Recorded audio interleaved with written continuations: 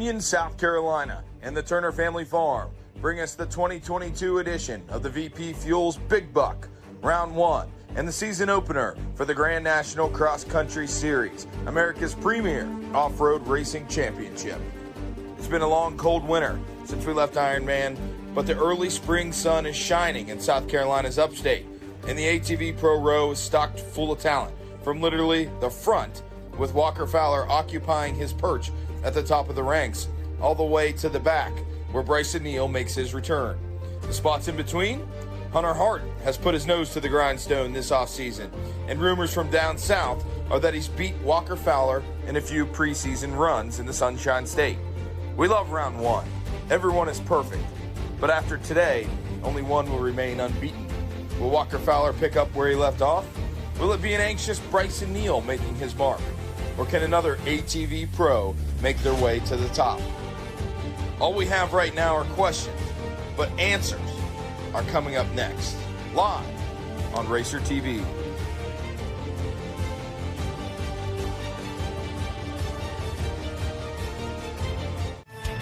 Are you ready to go GNCC Racing?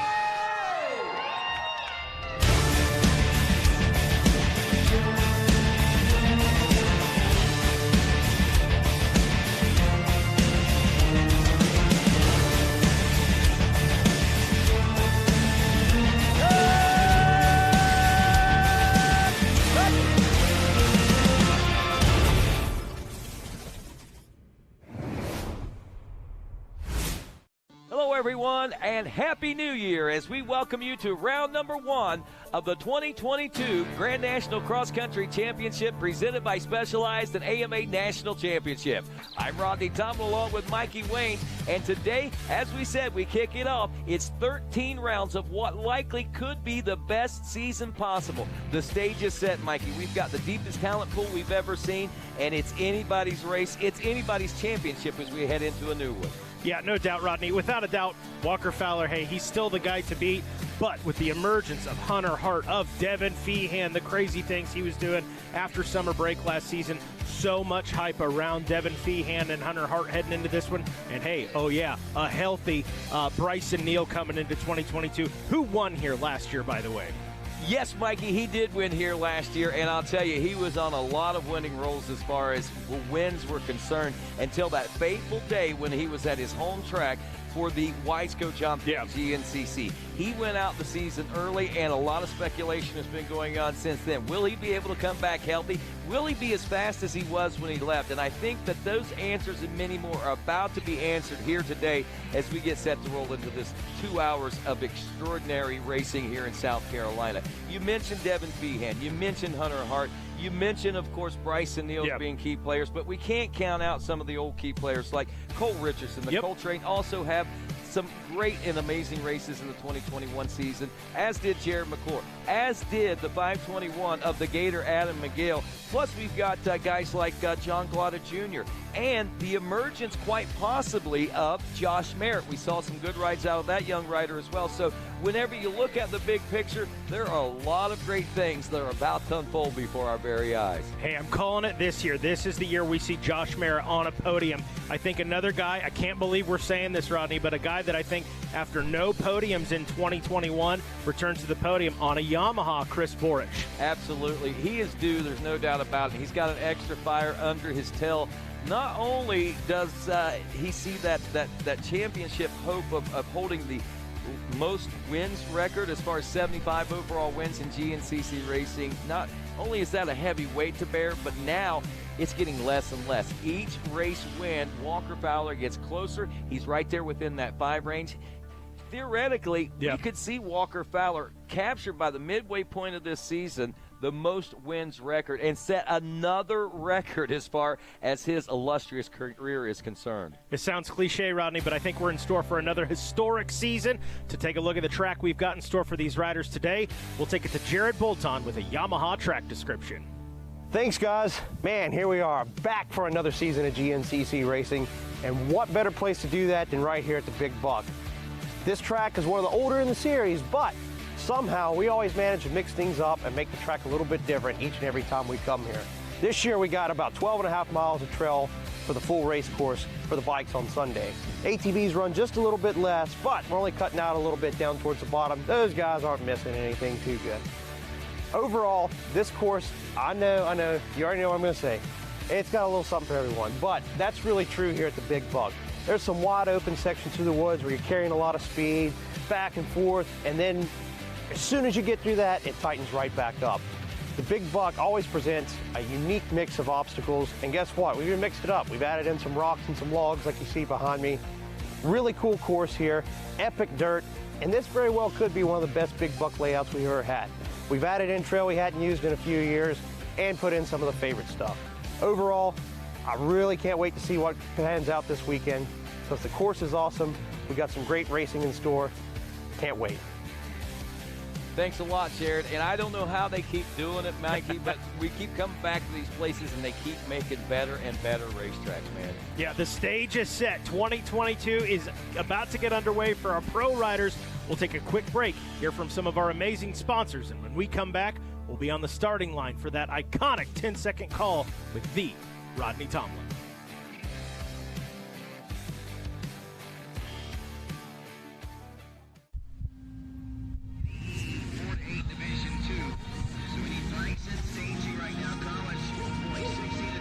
We all have our reasons to accomplish, to work hard.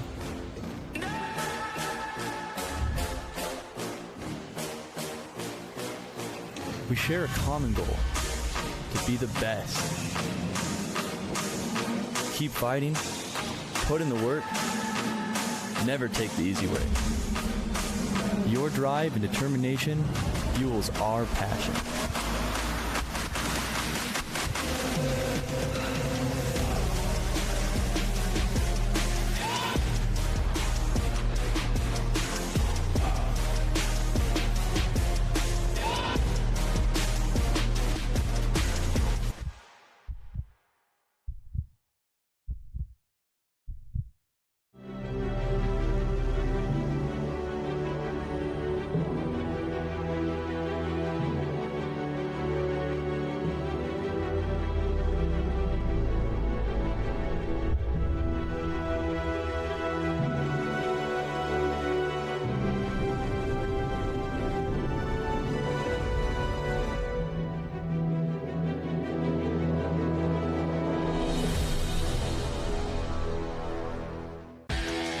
USMCA has been connecting riders to certified coaches since 2016. There are over 300 active certified coaches on motorcyclecoaching.org, and we recently launched our new mobile app, making it easy to connect with a coach and book your next training session. So here's what you do. Download the Motorcycle Coaching app, then search for coaches and upcoming classes. Once a training session is booked, riders have the option to pay for their class and even get a calendar reminder that will automatically sync to their phone. Get connected today.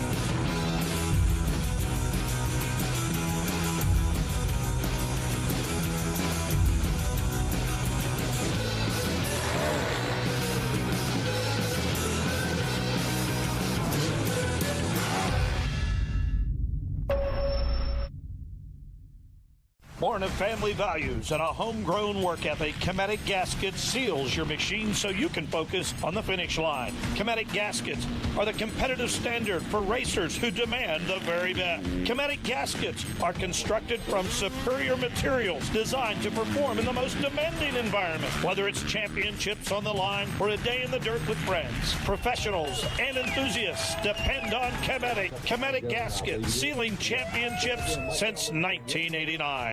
AMSOIL runs on freedom and has since 1972.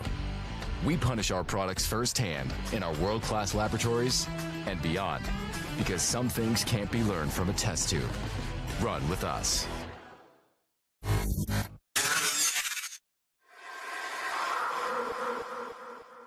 Last season was my best season ever by far. I won a lot of races. I won a championship, and it was also my first year using ARMA. And one of the things I noticed was just my ability to string good days together. you know, like especially in the summertime in Florida where you're riding every day and the heat index is 108 degrees and you're doing 230s and going to the gym and bicycle and all that stuff. I think in the past I've been super inconsistent day to day. Yeah, I may have a, you know, a good race here or, you know, a good day during the week there, but overall I think where I improved the most was my consistency and my recovery.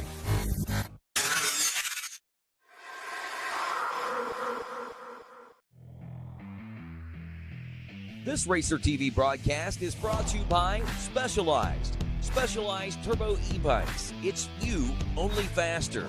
And by Rocky Mountain ATV MC. Get ready.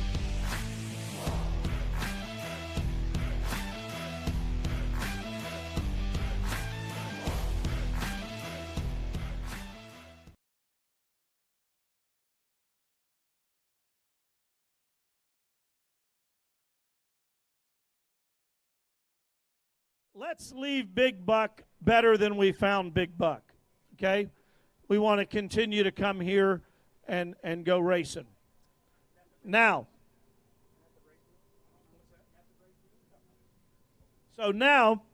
we told you, you know, last year we had a new sponsor in Method Race Wheel. And Method Race Wheel, it was sort of difficult to do. You had to put a sticker on your helmet. You had to take a picture of yourself. Then you had to upload it to their website, and it just wasn't a good program. But Method Race Wheel promised to give $10,000 out to a grand prize winner. And so we're going to give that $10,000 out right now, and it's somebody that is right here on this starting line. Now this year, Method Race Wheels made it a whole lot easier.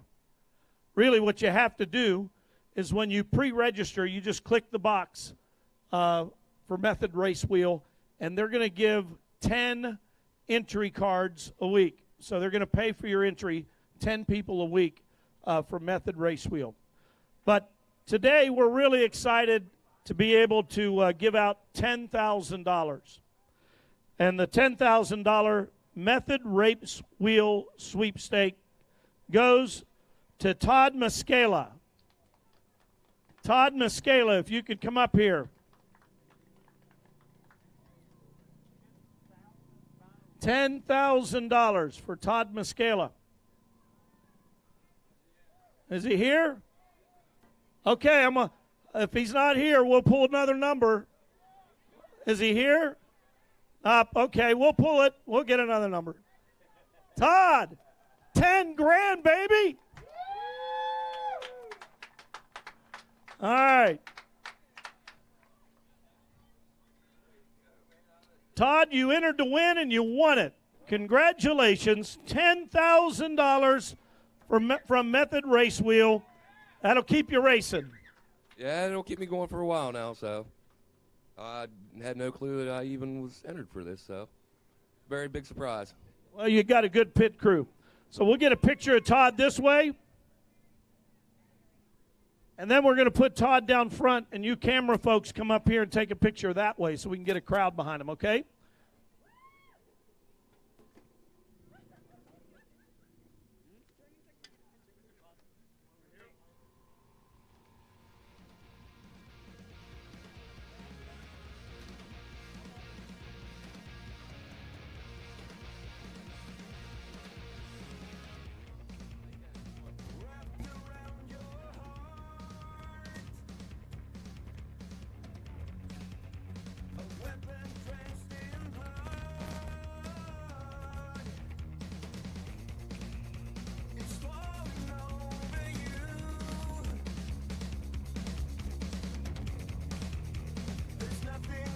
All right. Okay, I got one more piece of business to do.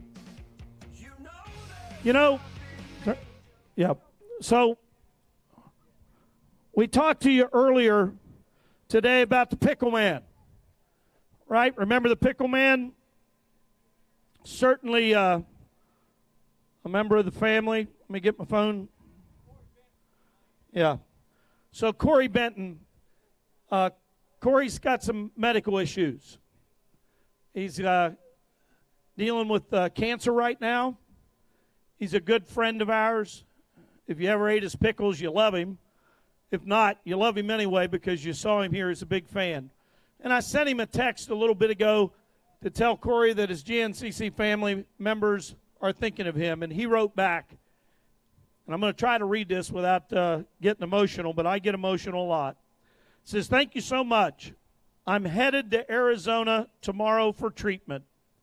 It's a treatment without chemo or radiation, and I want you to know that I think of my GNCC family all of the time.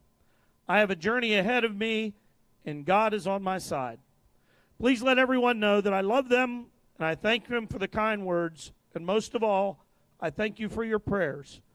I love you guys so much," and you can gave me permission to read this text to you. So when we go to bed at night, say a little prayer for the pickle man, okay? Let's hope that he gets better and comes back to see us. So with that in mind, we'll turn it over to Ricky Towery.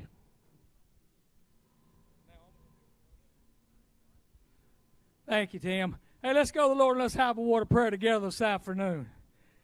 Heavenly Father, we just thank you for bringing us all together safely. It's such a beautiful day. It's such a beautiful place to begin this season. Lord, we just thank you for that. We thank you for all the small things you do for us. We thank you for the Turner family for letting us use this piece of property to enjoy our sport. Continue to bless that family.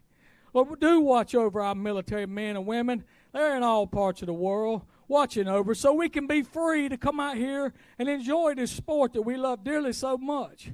Do be with our leaders, Lord, at the high level and at the local level, that they'll make the right decisions for our country each and every day. Lord, we just thank you for being in control. We ask you to be with Corey Benton, the pickle man. Be with him. He's got a long road ahead of him. Be with him and his family, that they may find some comfort through you. Lord, we just thank you for being in control of everything each and every day. We've been coming to this place, Lord, for a long time. There have been a lot of good memories made here. We just ask that maybe this afternoon there can be a couple more made. Once again, thank you for what you do for us, and take us all home safely so we can get back together again one day to have some more fun. Amen. And now, ladies and gentlemen, if you would, please rise. Stand at attention, remove those caps, and cross those hearts as we honor the greatest nation in the world with the singing of our national anthem being performed today by Union County native Miss Amy House.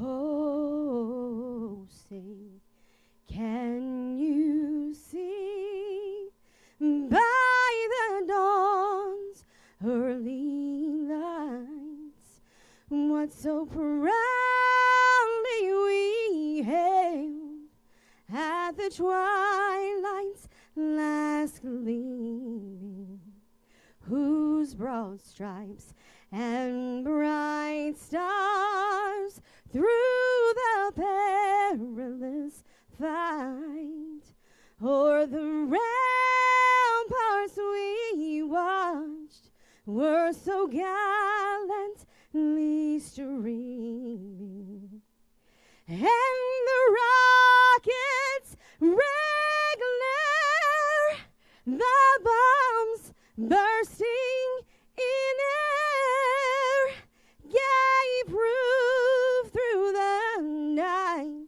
that our flag was still there. Oh, say does that star-spangled banner yet wave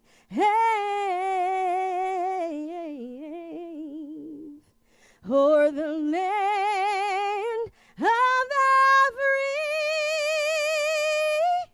and the home of the brave.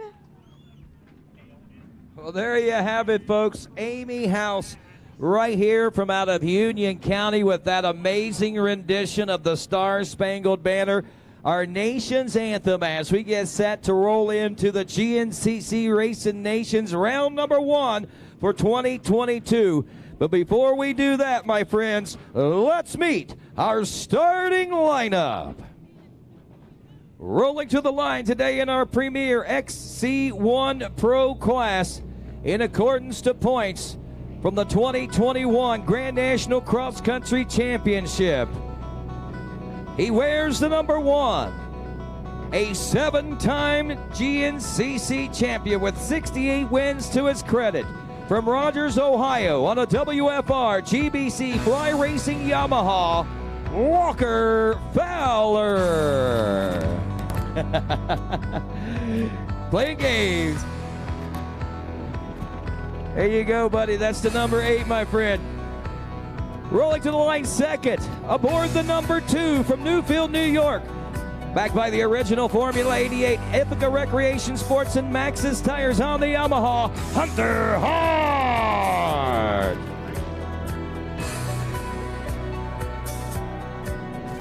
Aboard the number 3 from Casca, Pennsylvania on a JMR GBC El Camus Racing Honda, the Sneaky Snake, Jared McClure. Riding aboard the number 733, he finished 4th place in the 2021 season. From Edinburgh, Pennsylvania on a Getter Nissan Kenda Action Off-Road Richardson Racing Yamaha, the Coltrane, Cole Richardson. 5th in points. Aboard the 521 from Waverly, West Virginia on the Ober Tires Moose Racing Parts Unlimited backed Honda, the Gator, Adam McGill. Rolling to the line, 6th in points today. He rides aboard the number 6 from Akron, Ohio on a Merritt Racing B&R Motorsports GBC Tires Yamaha JM6, Josh Merritt.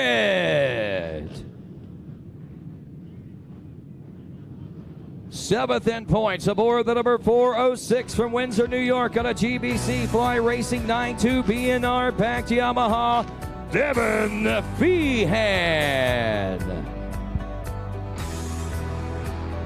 He is 8th in points aboard the number 712 from Waxhaw, North Carolina on a Pierce Performance GBC Tires Fly Racing Yamaha, John Glada Jr. Riding aboard the number 9, finishing 9th in the 2021 season, a 6-time GNCC champion, 75-time winner from Sunbury, Pennsylvania on a CBR GBC Action Off-Road Fly Racing Yamaha, Chris Borich. And rounding out the top 10 from 2021 aboard the number 241 from Bidwell, Ohio on a Magna 1 Motorsports Yamaha, Bryson Neal. Riding along his 28th Grand National Cross Country Championship season aboard the number 15 from Aurora, Ohio on a GBC Fly Racing Factory Yamaha, Johnny G. Johnny Gallagher. Last year's XC2 Pro-Am champion. His pro racing debut from Pittsburgh, Pennsylvania to B&R Motorsports Cinch Graphics backed Yamaha, Ronnie Rush. And riding aboard the number 703, the 2020 XC2 Pro-Am champion in his sophomore season out of Petersburg, Indiana, an Action Off-Road Maxxis Fly Racing Yamaha, Austin Abney. And that, ladies and gentlemen, your starting lineup for this, the XC1 Pro and the VP Fuels Big Buck GNCC. As the table is set and we are about ready to feast upon a brand new season, we have yet one more order of business as we turn our attention to our Grand Master DJ. Oh, wait a minute, that's right. One more order of business, folks. As we get a quiet hush across the starting line. Shut them down, guys, one more time for us. As once again, Mr. Tim Cotter, our Director of Operations. All right, guys, shut them down. Let's turn them off.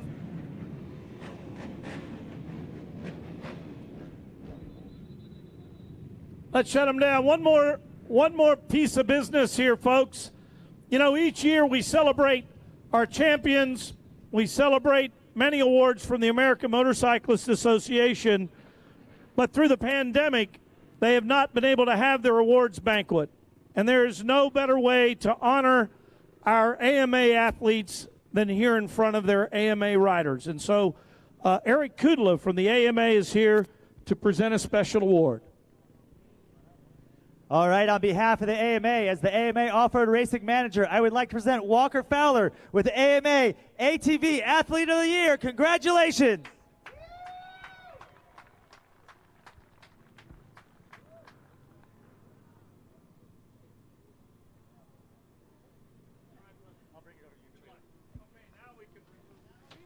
All right, Rodney, it's all you. All righty.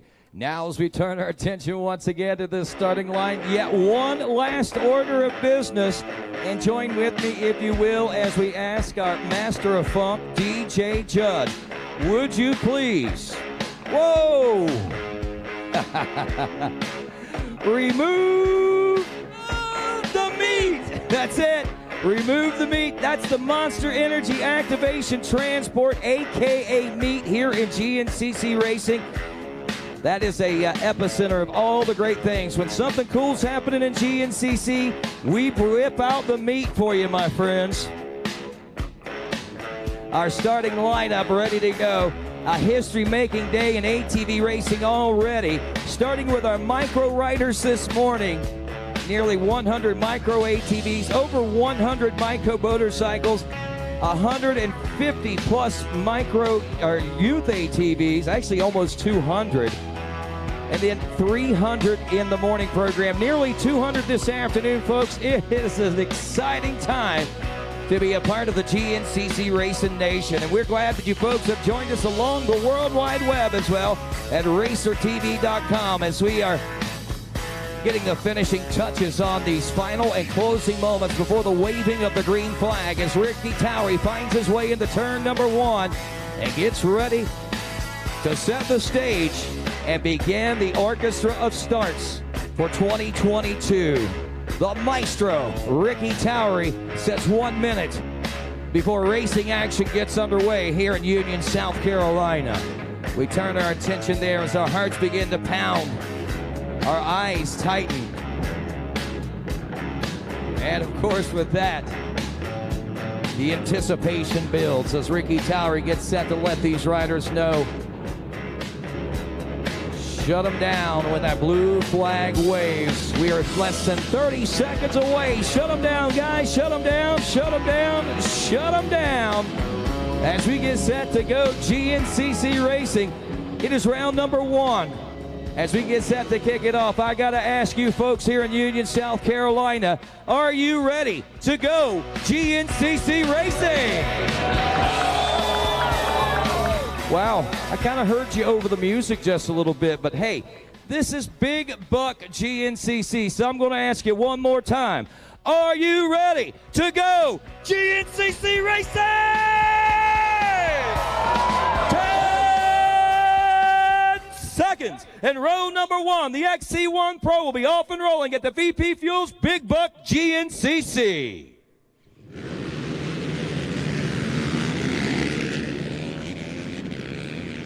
Round that first turn, Walker Fowler grabbing the early lead and an extra cushion with the Whole Shot Award.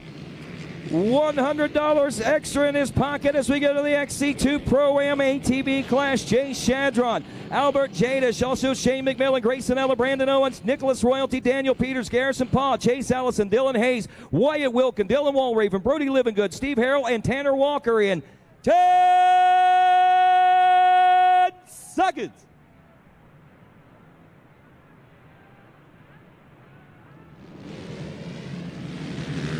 And they're off.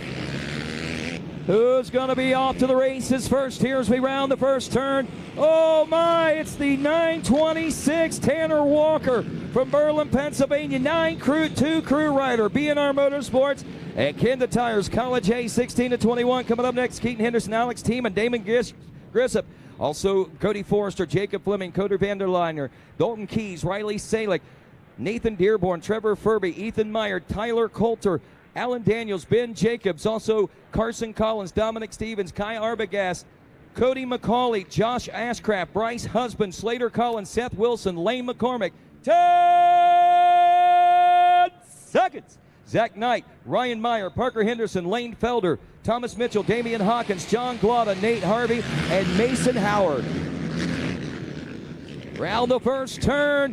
Who's got this early lead? It's the 123, Dalton Keys out of Holton, Indiana. And we got a massive pileup. No one really down, but everybody caught together in that first turn as we go to Junior A 22+ class. Row 4, Jeremy Ladon, Caden Ryan, Brady Myers, Bryson Mullahan, Henry Moore, Wesley Wirtz, Cody Bowles, Caleb Edwards, Dason Como, Michael Croston, also Alex Elioff, Ryan Thompson, Andrew Hickson, Toby Hughes, Frankie Egress, Cade Vanderpool. 10 seconds. Justin Miller, Justin Collins, Joshua Pruitt, Travis Blanish, Devin Masters, Cody Stewart, and Todd Fiddler.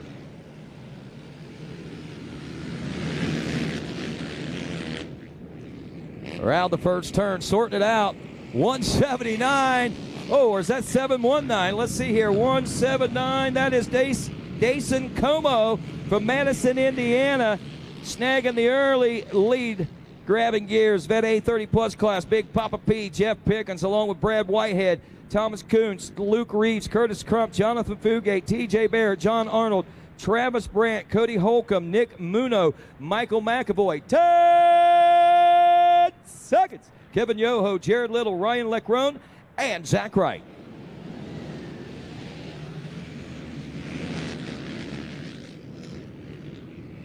Around the first turn, who's coming out jockey for this position up front? Oh, 542. 542 will cross the stripe first. Kevin Yoho from Hopedale, Ohio, BNR Motorsports, GBC and HMF backed ride. Senior 840+, Zach Phillips, Brian Axline, Terry Fiddler, Dominic Minichi, Jeremy Gouchard, Michael Hayes, Chris Conklin, Todd Muscala, Neil Pitts, Brian Shaw, and Ronald Vondell in 10 seconds.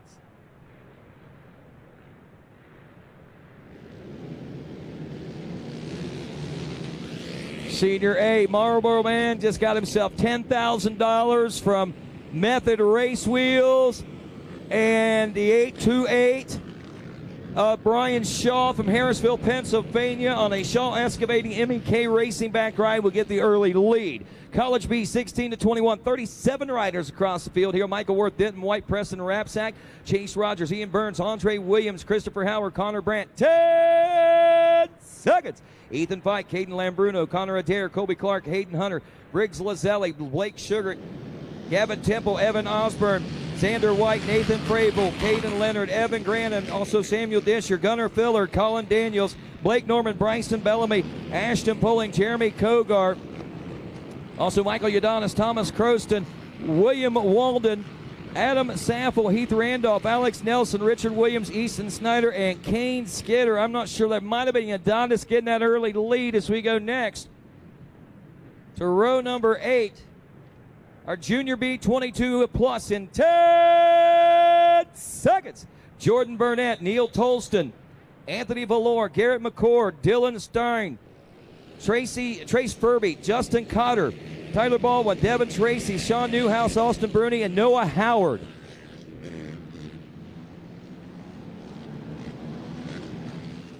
.353 maybe. Yes, Anthony Valor from Stowe, Ohio, grabbing the lead.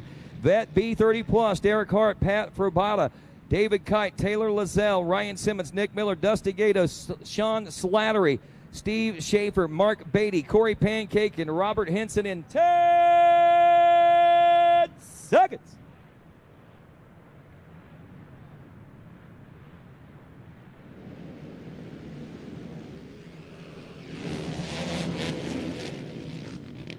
Oh, yes. Whoa, goes way out wide, though. Who's going to grab that one? It's going to be the 227. That is Derek Hart from Morgantown, West Virginia, snagging the early lead in that Vet B30+ class. We go to Senior B40+. Tim White, Rick Marino, Scott Wilhelm, Douglas Bailey, Shane Worth, Chad Judy, John Rusco, Kevin Presnell, John No, Bobby McCauley. 10 seconds. Jason Pfister, Jason Disco, Jeremy Van Fossen, Timothy Polchi. Also Lyle Morrison, Forest Cross, Mike Reiser, Robert Stevens, Christopher Butler, and Richie McCauley.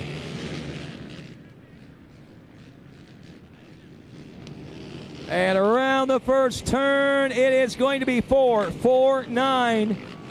That is Bobby McCauley from Elkins, West Virginia, on a Bob's Automotive Repair backed ride. And that, my friends, nearly 200 riders now tackling the terrain here in South Carolina for this VP Fuels Big Buck GNCC. Walker Fowler out front and on point. Will it be win 69 for Walker, or will someone rise to the occasion today to kick off the 2022 championship? Stick around to find out as we continue with more on Racer TV right after this.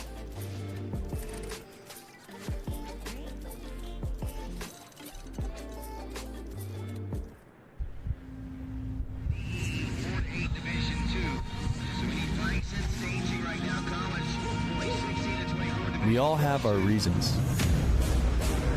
to accomplish, to work hard.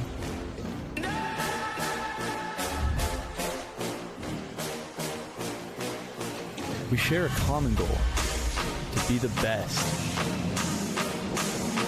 Keep fighting, put in the work, never take the easy way. Your drive and determination fuels our passion.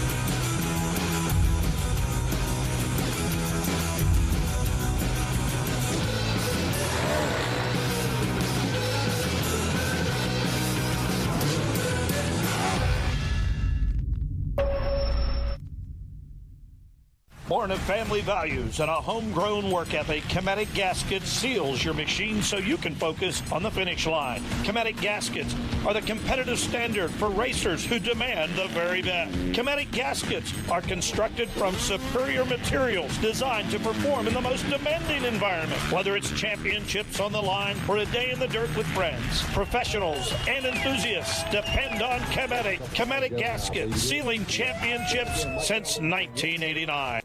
AMSOIL runs on freedom and has since 1972. We punish our products firsthand in our world-class laboratories and beyond, because some things can't be learned from a test tube. Run with us.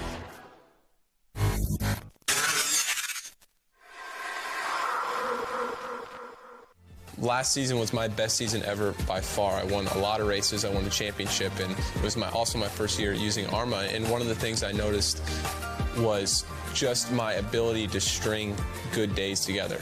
You know, like especially in the summertime in Florida where you're riding every day and the heat index is 108 degrees and you're doing 230s and going to the gym and bicycle and all that stuff. I think in the past I've been super inconsistent day to day. Yeah, I may have a good race here or a good day during the week there, but overall I think where I improved the most was my consistency and my recovery.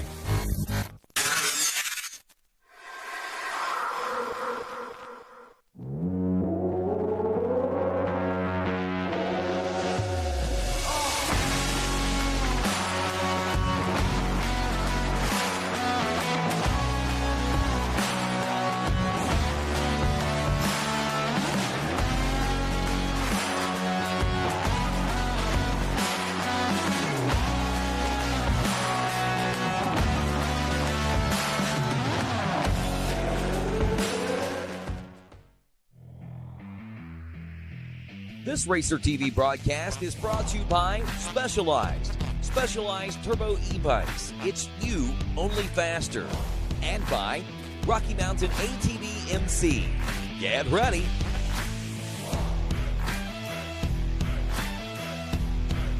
And welcome back to GNCC here on RacerTV.com. Want to thank you guys for joining us here on a sunny Saturday afternoon in South Carolina for the VP Racing Fuels Big Buck GNCC. Off and rolling, taking a look right there at the Method Race Wheels Method Alley at mile marker number 3. To welcome you back, if you're just tuning in, we are going to take a look at those start replays for the XC1 and the XC2.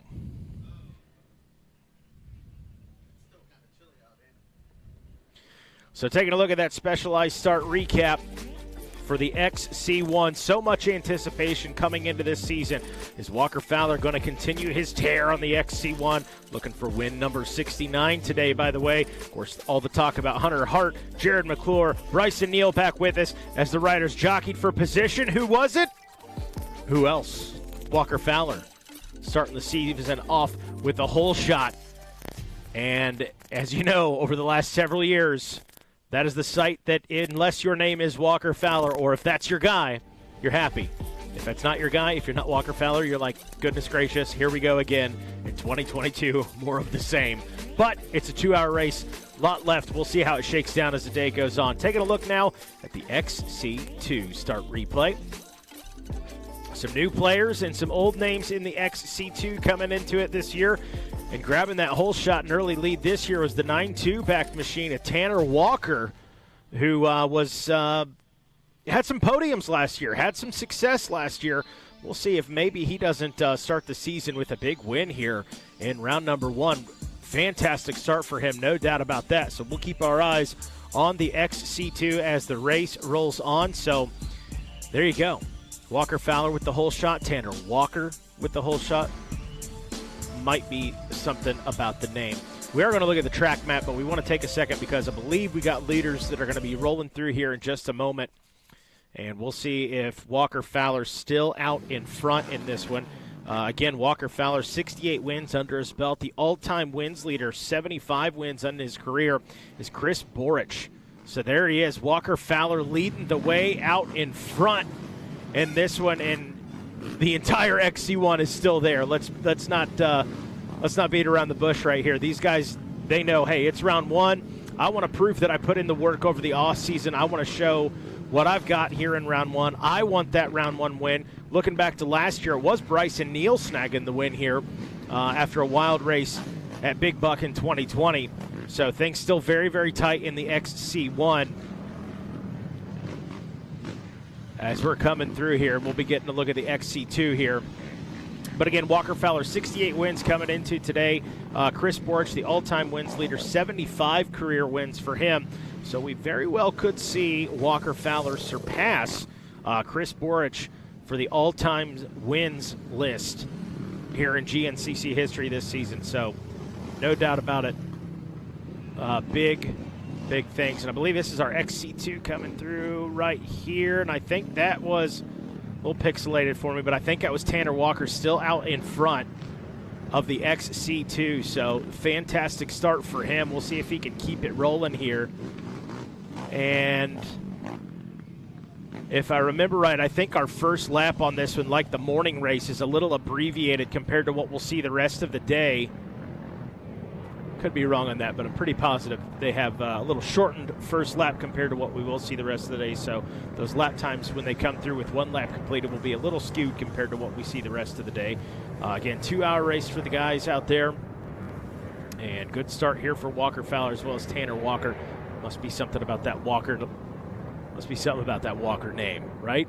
Hey, want to take a look at the track if you weren't tuning in with us from the start, and take a look at what the riders can expect out of today's Yamaha track map.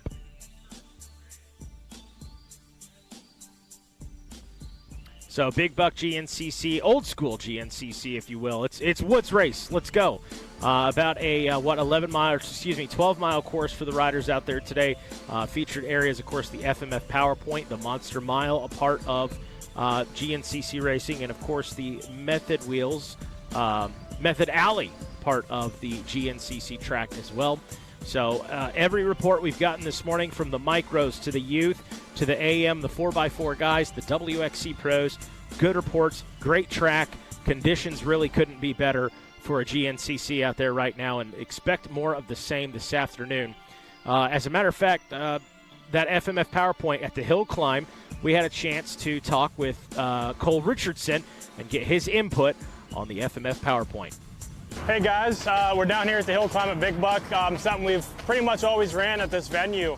I'm actually surprised it's right behind me here. I'm surprised it actually isn't as washed out as I thought it would be. It looks like they've had a fairly a dry winter, but it kind of looks the same as last year. You know, that we have the far right side that's harder and has a rock face on it that's going to cause us to have to jump up it, or you might catch a rock and might see some guys tumble down it. But there's about 2 to 3 options up the hill, and hopefully the spectators aren't in the way and we're able to get up the hill, and hopefully nobody's stuck to where we have to kind of improvise on the lines, and anything can happen.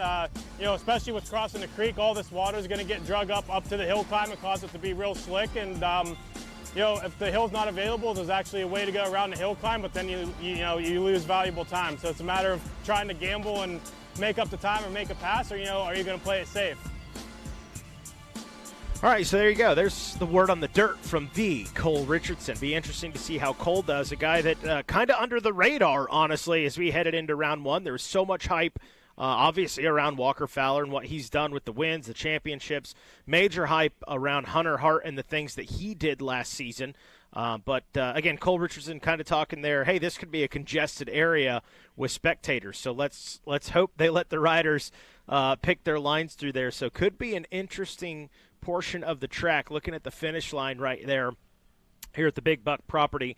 Again, some of those names talking about, again, Bryson Neal returns, a healthy Bryson Neal. Spoke with him and, didn't really get the seat time he wanted, recovering from that energy. Didn't really get seat time until about December. So is he ready? Was that enough for him to be acclimated and race ready today to go out here and perform? And then, of course, you look at the end of last season and the things that Devin Feehan did. After summer break, I don't think Devin Feehan was off the box. Well, I take that back. Round 12, he did finish in 6th. But if we've got some time here before this finish, we did actually catch up with Devin Feehan to talk about his expectations heading into the 2022 season.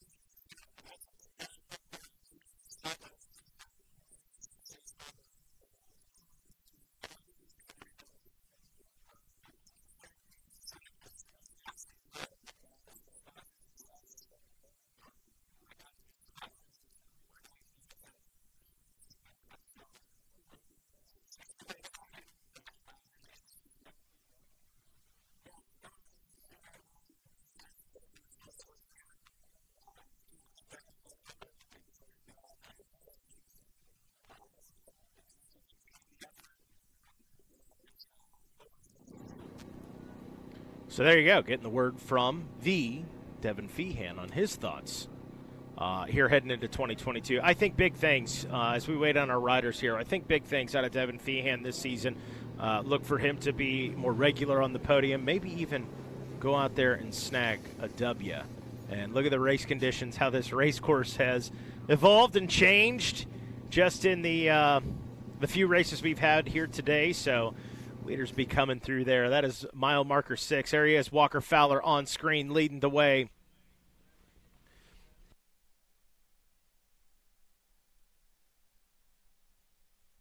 Jared McClure in that number 2 spot, or was it the number 3? So I think it was. All right, so we're going with it. We're going Jared McClure in that number 2 spot, the sneaky snake. Hey, Jared McClure, he kind of stays quiet on social media, so nobody really knows what he's doing out there until the flag waves and we're racing. So sneaky snake, not wasting any time right there. Another big name coming into this one we just saw on screen there was Josh Merritt, and some of the success and progress he had. He had a great offseason training with the guys down in Florida. Got all the seat time he wanted and more. So he's got high confidence and I think high expectations for Josh Merritt this season as well. So that'll be interesting to see what he does. But right now things still real tight here at the 10-mile marker. And the riders coming through, again, about a 12-mile course for them. We'll get a look at who's where as far as the top 10 goes when they check through with one lap completed in this one. But again, Walker Fowler in the driver's seat right now, where he wants to be. So who is going to be that rider that steps up and challenges Walker Fowler for a win here today?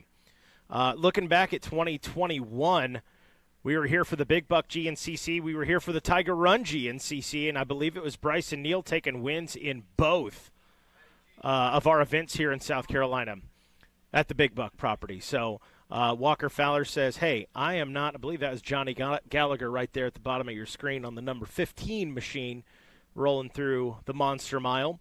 But, yeah, you know Walker Fowler, he wants these wins. He might downplay it a little bit, but knowing that he didn't win here last year at Big Buck or at the Tiger Run GNCC, Walker Fowler is going to come out strong here in round one and look for a win to start the season off. And with the competition, what it is this season and how deep it is with all these up-and-coming young riders, and you still got the old wily veterans, wins are going to be very important this year, let alone just finishing races altogether. Why do you say wily veterans as soon as I sit down in this chair? Because it's your birthday, Rodney Tomlin, yeah. I am a wily veteran as we check the action here at the Monster Mile. Mile marker number 10, and thank you for the happy birthday wishes from everyone that's been doing that. I appreciate that, no doubt about that. But, man, you were talking about Bryson Neal there a moment ago. I had a chance to catch up with Bryson. I didn't do it during pre-race interviews, but I talked to him after that, and he got on to me for snubbing him, number one. And number two, I told him, I said, hey, man, you didn't return call number one this winter that I gave to you. So, anyway, we're even, I guess, as far as that goes. But the conversation that I had with him, man, he says, I asked him, I said, are you 100%? He said, yes, I'm 100%. There you go. He is pretty stoked. He feels great as far as that goes. He has a lot of conditioning. And one thing to point out, he said, I think the one thing I have on my to my advantage with the injury and stuff is the fact that I was able to utilize the same trainer, the post-surgery trainer that Stu Bailey. And that is what has he feels has put him back to what he says is 100% heading into this. Now, as far as taking wins today, he says, I'm not out here to win. He says, I want a podium. He said, definitely top 5. I want a podium for sure. If a win presents itself, fine. But if not, fine. He says, I just want to get in, get some time on the bike because I don't have very much time on the bike is what he told me. And with that, he wants to ease into pushing himself to the limits and back to where he was racing at when everything kind of went to a sudden stop with the injury there at John Penton GNCC. So with that being said, I don't know what we're going to see with the fever of the way things happen and the fire of things, you know what I mean? I mean, when you get out there and it's all going down, all this strategy you may be thinking may be going out the window, especially if he's feeling the adrenaline rolls. Yeah, I mean, and as good a day as it is today outside, I mean, everybody's got to be feeling it, man. The sunshine, it's 60 degrees or so out there. I mean, you couldn't ask for a more spectacular day. As Walker Fowler checks in here at the Monster Mile number 11 now, so that one is truly a mile long on this one today. Yeah, Walker doing well out front. You know that's where he wants to be. The only thing is, Rodney, hey, in years past, Walker wants to check out early, and these guys, I don't think that's going to happen this year. I don't think he's going to be able to get that big gap early in these that he's enjoyed in years past. These guys are starting to figure it out. Yeah, and we've seen that in late last season, honestly. In the closing moments, how I mean, Devin Feehan and Hunter Hart, both those two riders, and Cole Richardson, even the wily veteran of the 521 of Adam McGill, he had some good runs last year as well at the end of the season. So, I mean, Walker, I mean, was he racing hard enough to try to really demoralize these guys, or was he just racing fast enough that he had to win? Also true. And, I mean, he did upend in that one race, and maybe that was one race, and he was trying to check out in that race, if you remember. So, he kind of took himself out of that event, but bounced back after that, obviously, and pretty much rode his own season out. So, is Walker pushing himself to max limits right now? Talking with his mechanic, John. Mark. As soon as I said John, Mark Notman, was talking with him. He said, Walker was a little more I guess, present as far as social media goes out there this year. We've seen him at a few more races, but, in talking with other riders, they know when Walker goes to FTR races, he doesn't put himself out there completely. Correct. Mark said he didn't lose by 3 minutes like he normally does, so he was pushing it a little harder in off-season training and preseason racing, I guess you could say. Walker Fowler might be the best out there at playing very subtle mind games. Well, and if that's the case, you've got Hunter Hart, who was running right there with him and beating him in some cases out there.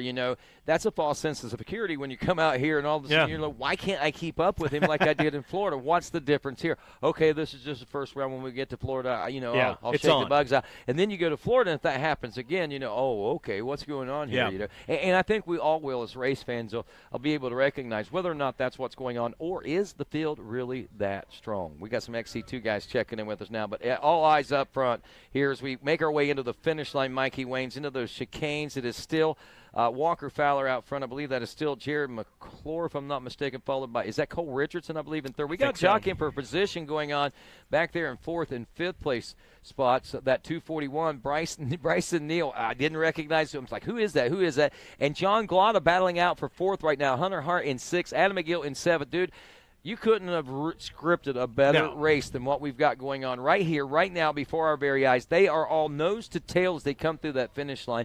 The biggest margin is there's 2.5 seconds between Neal and Hart, then 1.9 seconds between Fowler and McClure. But when you look at that visually, that doesn't look like 2 seconds. That doesn't look like 2.5 seconds when we're watching this battle. It is tricky. I noticed that a little bit this morning in the 4x4s. They would come through, and the gaps would say 2.5, 3 seconds. And I'm like, forget it. It's like one of those guys have got to have their transponder on the front, and the other guy's got to have it on the back. Something crazy's going on. Look at this, Rodney. I believe that's the numbers. Was that Devin Feehan that came through? No, that was Josh Merritt. Merritt back in 11th place position. Another rider that was banking on, hoping for some top fives this year, knowing how deep the field is out there. He's about 31 seconds down, so he found issue, it looks like, on lap one. Yeah. And is trying to make up some ground out there right now. As we look at the rest of our top 10 in the XC1 Pro class, as we said, Fowler, McClure, Richardson in third, John Glotta in fourth, Bryson Neal in fifth, Hunter Hart is sixth, Adam McGill in seventh, Devin Feehan in eighth, Chris Borich in ninth, Austin Abney rounds out your top 10. You do the math. We do have about an 8-second gap between McGill and Feehan, so I don't know what's going on with Devin there, but he's a rider that can make up 8.4 seconds in the blink of an eye. We saw him track down Walker Fowler last year at the Burr Oak GNCC like it was nothing. So I have to think that, hey, he's got some speed in him, so we're going to see him maybe make up some for some early mistakes himself. Early impressions, lap one, you can't help but notice what John Glotta Jr. is doing. Right. And we saw some glimpses of that last year. We'll see if we got more of that early in this season. The big question is, can he hang there for the 2-hour duration? That was what was lacking from John Glotta last season. So maybe he's found something out there and has that speed. I was going to say, we did see the XC2 guys come through. Jay Shadron leading the way, Walraven second, and Brandon Owens sitting in that number 3 spot. Here's a neat little thing. Jay Shadron, the junior 22-plus class champion last year, finished top amateur overall, if I'm not mistaken, and he got the number 12 overall position for 2021. How impressive is that? He stepped up into XC2 Pro-Am this year, a former XC1 rider that never raced the XC2. He actually completely bypassed XC2. So this is his first tries, really, at XC2 Pro-Am class racing. He's been away from GNCC for several years. He comes back. He races the Junior 25-plus class, does great there. And he's starting that transition. He says, I want to race. I want to win a championship in XC2, and then I want to step back up in the XC1 and try my hat there again. And with a little bit of maturity and everything, it goes a long way. It goes a long way. And one thing else to point out, it's all about fun now for him. He said it was so serious before that it took all the fun out of him. He said it was more like a job, more like work for him, and he just wasn't enjoying it anymore. But now it's the fun factor's back in it, and you can tell by the way he's riding out here right now at 46, almost 47-second lead over second place in the XC2 Pro-Am class already. And Dylan Walraven is no slouch out there. Oh, no. I mean, he's out of Dallas, Georgia on the 622. He's running in the number 2 spot. Another non-slouch rider out there, about 8 seconds back of that. And third, Brandon Owens in that XC2 Pro-Am. Grayson Eller back up to speed, it looks like, likely here in 2022 after trying to come back from that knee injury from ATV Motocross in the 2020 season.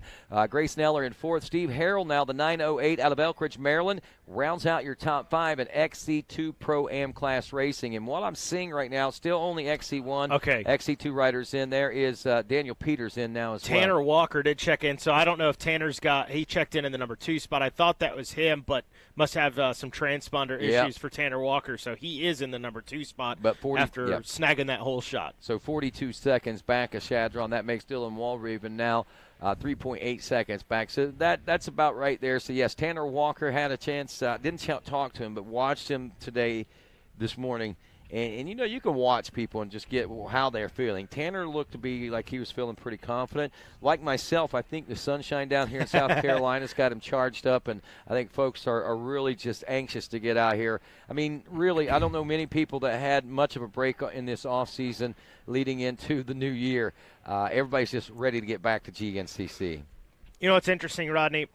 The riders we always seem to snub when we come to round 1 are like, I noticed you snubbed me. And right now I got to think that's Jared McClure and Cole Richardson, because not necessarily that we snubbed them, but there is a lot of hype around Hunter Hart, around Devin Feehan, that McClure and Richardson are like, hey, guys, I'm here too. I'm going to show you. And they're doing it right now in the 2 and 3 spot. Well, I tell you, a stepping stone class here in the ATV side of things, our College A 16 to 21-year-old class. It seems to be the graduation process for a lot of these young riders to go from a schoolboy to a College A or College B sometimes, then into Pro-Am, and then to XC1 Pro. We have in the College A class this year probably one of the deepest, and we say this every year, but it has gotten deep again. Dalton Keys, your leader out here, and one of the expected contenders for the championship here in 2022. Damian Hawkins, an unknown variable who has glimpses of some of the most amazing speed, but for the last 4 years or 5 years has not been able to put a season together, has been very frustrating. Mechanical issues, just crazy little things completely out of his control. Brand new race ride this year. Everything is new on this machine, and Damian Hawkins starts out in the second place position. We'll keep an eye on that. Now, check out this name in third place. Remember how solid he was last year. Lane McCormick, the 512, is right literally on the rear grab bar of Damian Hawkins as they checked in. .932 is what they're saying on the 512. Then it's Alex Tiemann, about 11 seconds back and forth. Nate Harvey, the 966, in the fifth place position. James Glotta, the 928 out of Waxhaw, New Jersey, in that number 6 position. Now, James is one of the younger brothers of John Glotta Jr. out there, so we will be seeing, I think, a graduation process of a lot of Glotta names over the course of time. But James Glotta running in 6th. Seth Wilson, the 501, is running in the number 7 spot. Then we've got the 45 of Cody Forrester from Warren, Ohio, in the 8th place position. 9th spot, Ethan Meyer out of Batesville, Indiana. Rounding out the top 10, the 151 of Nathan Dearborn out of Davis, West Virginia. That's your top 10 key players there in the College A class. Now, as we do an update on this overall, Mikey, I'll be curious to see how many of these College A riders are, or if they are able to bridge the top 20 with the speeds that we have this year in XC1 and XC2, not taking anything away because we got some Junior A riders. So our leaders now checking in Method Alley, Mikey Waynes, and it looks like Walker's still out front, and we still got that position battle going on for second right now. Yeah, McClure and Richardson letting it all hang out right now, trying to keep pace with Walker Fowler out front. I think Glotta's still in that number 4 position. Where's our 5th place ride? Bryson Neal and Hunter Hart, man, I got to think those two guys going to be on the move here soon. Well, as tight as they were when they came through the finish line about 3 miles ago, I'm kind of surprised to see that our top 5, 6 are starting to separate like this, to be honest with you, Mikey. So interesting point to really ponder here as to what's going on and just how challenging is this race course today. Did you catch that? I didn't. It pixelated enough. Yeah, so not able to pick on that. I'm thinking we're looking in the neighborhood of Bryson Neal, Hunter Hart. Adam McGill may have been coming through there as well. on the 521 machine. I know Adam was a few seconds back, and Devin Feehan. Adam, as we look back, oh no, he was right on the rear bumper of Hunter Hart last time. So, man, yeah, several changes there. There is, that wasn't the number 9, I don't think, of Borch, I don't believe, that went by. So try to keep an eye on that for you. But sorry about that. I'm kind of, I don't know if it's the angle I'm looking at the TV, my glasses. You're not alone. Well, thank you, Mikey, as I celebrate my big 4-0. Yeah. 40. All righty, so we'll be getting some Yamaha Racing live drone footage coming up here in just a few moments, which will give us a pretty good perspective on what the gaps are like out there and what kind of lights that they're working with. And the reason that we'll be able to do that, look, there's no leaves on the trees. Hey. You know, that's one advantage to racing early in the spring, late in the winter. Is you do have these kind of views, and the woods are wide open, so it lends itself actually to more race lines opening up as the season wears on, and we get into the more bushy and you know, the green and stuff. It gets a little tougher to see, and line choices become a little less obvious for these riders out there. Some of our XC2 riders checking in with us. I believe we may have already seen Jay Shadron going through there just a few moments ago in Method Alley, so I don't think that was him. I believe that may have been that battle for second place in that XC2 Pro-Am class, which would, I believe, still be featuring Tanner Walker and Dylan Walraven along with Brandon Owens. Owens wasn't far off the pace either, so we'll be keeping an eye on that. And then soon we should be seeing that College A class come through, which will be seeing Dalton Keys and Damian Hawkins coming up pretty soon. So watching this, we're now about, according to my calculations, Mikey, somewhere in the neighborhood of about 38 minutes or so into this race. We're rolling right along, Rodney. Walker Fowler out front. I'll be honest, I don't know if surprise is the right word, but I am a little surprised that Walker took that lead so quick, and he still got it. I thought for sure we'd see at least a lead change or two by now. Well, you know, that's the unknown variable, and I'm with you, because with the excitement that looms in the air and with the hunger and the anxiety that a lot of these riders have, you know, they'd probably be going for broke, and at some point you think Walker would say, well, if he wants it that bad, he can have it. I'll just make it up later or something like that. But, you know, there's a lot of maturity going on in this class too. Even though a lot of the riders are young, man, they have smartened up very quickly, realizing that, you know, that whole pin it to win it type situation, you know, it obviously lends itself to, you know, these guys being a lot smarter with their racecraft. And one rider that I think is probably pretty smart, and it'll be interesting to see how he does in his opening race here in the 2022 season as an XC1 Pro rookie. We're talking about Ronnie Rush, and we had a chance to catch up with him. I can't.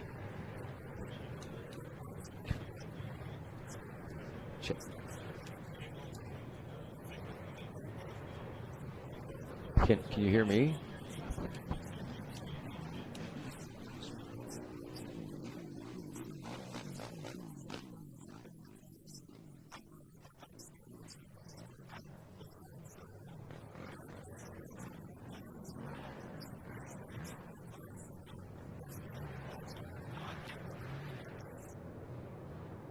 Well, interesting take from Ronnie Rush, and welcome to your rookie season, Ronnie Rush. No doubt about that. That one works. What's interesting, I had a chance to talk with Ronnie a little bit yesterday, Rodney. I also talked with Adam McGill.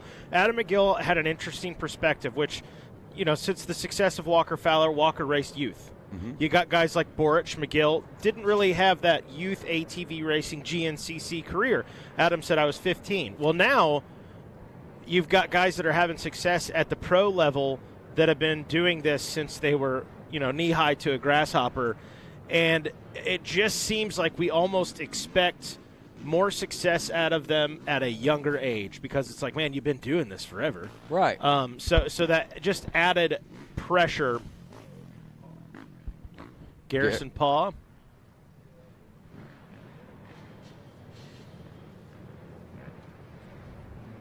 So we see Garrison Paul right now. I believe he may be one of our College A riders that is in the pits right now, trying to to make some things happen. Man, speaking of College A, I think there were nearly like 40 riders, 37 riders or something crazy. Maybe that was the College B class, but I see already 27 riders in the College A class that's checked in.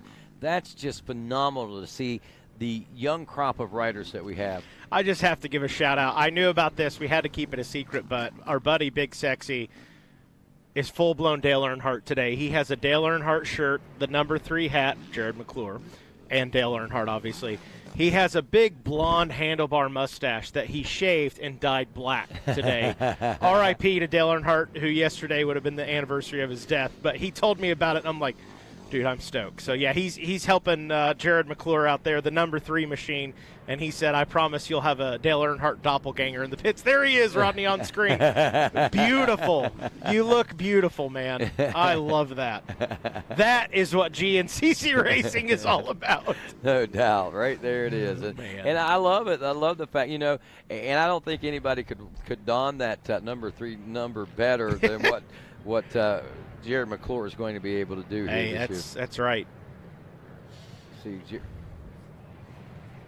leaders coming in. Last check, we had Jared McClure in that number 2 spot.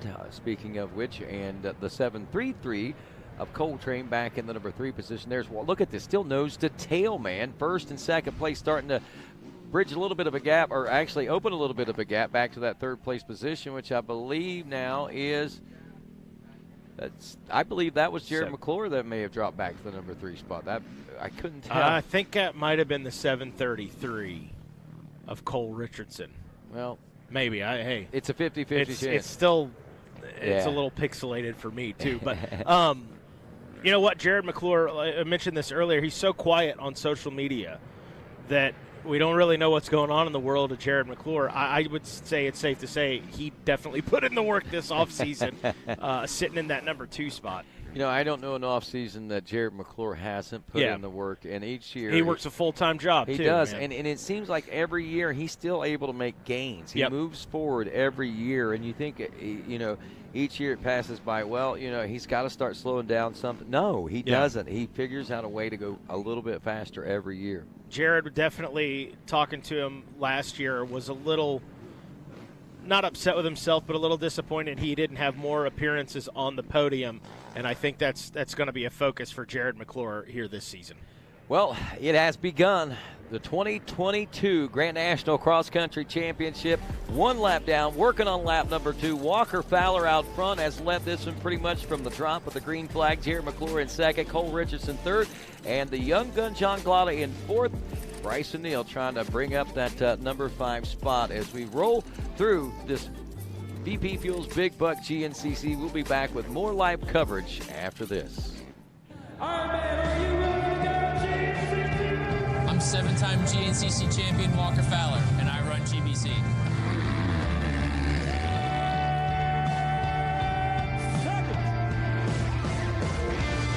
Like a bullet into the first turn, the number 1 with the pink helmet and pink bars. It is Walker Fowler, the 7th.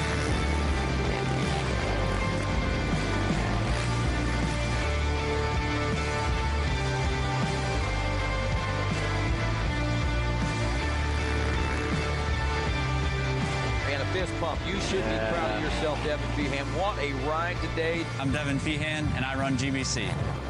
I'm Josh Merritt, and I run GBC. I'm Chris Borch, and I run GBC.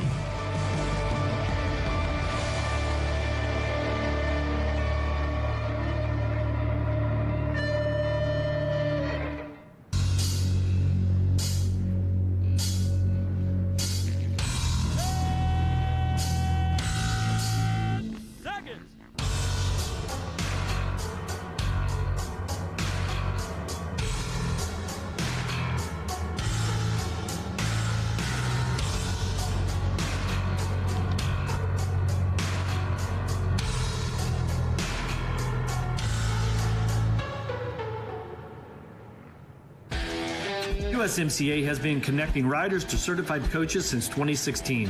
There are over 300 active certified coaches on motorcyclecoaching.org, And we recently launched our new mobile app, making it easy to connect with a coach and book your next training session. So here's what you do.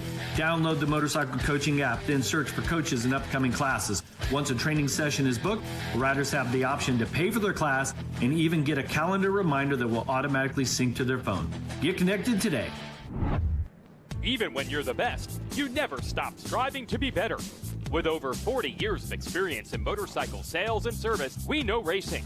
Our inventory of Yamaha motorcycles, sport bikes, dirt bikes, ATVs, and side-by-sides is extensive and constantly changing. Stop by LoJack Cycle Sales today in Tarentum, Pennsylvania, and visit our online inventory at www.lojacks.com. Yamaha YZs, it's why we ride. How would you like to go to a school where we take into consideration how students learn best?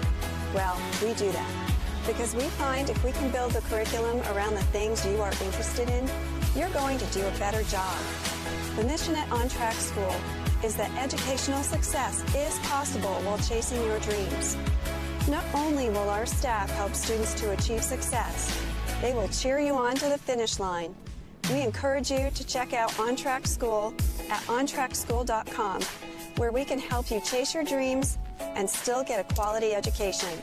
OnTrackSchool.com. Check it out. Born of family values and a homegrown work ethic, Cometic Gasket seals your machine so you can focus on the finish line. Cometic Gaskets are the competitive standard for racers who demand the very best inside their engine. Cometic Gaskets are always constructed from superior materials designed to perform in the most demanding environments. Whether it's a championship on the line or a day in the dirt with friends, professionals and enthusiasts alike depend on Cometic. Cometic Gasket, sealing championships since 1989.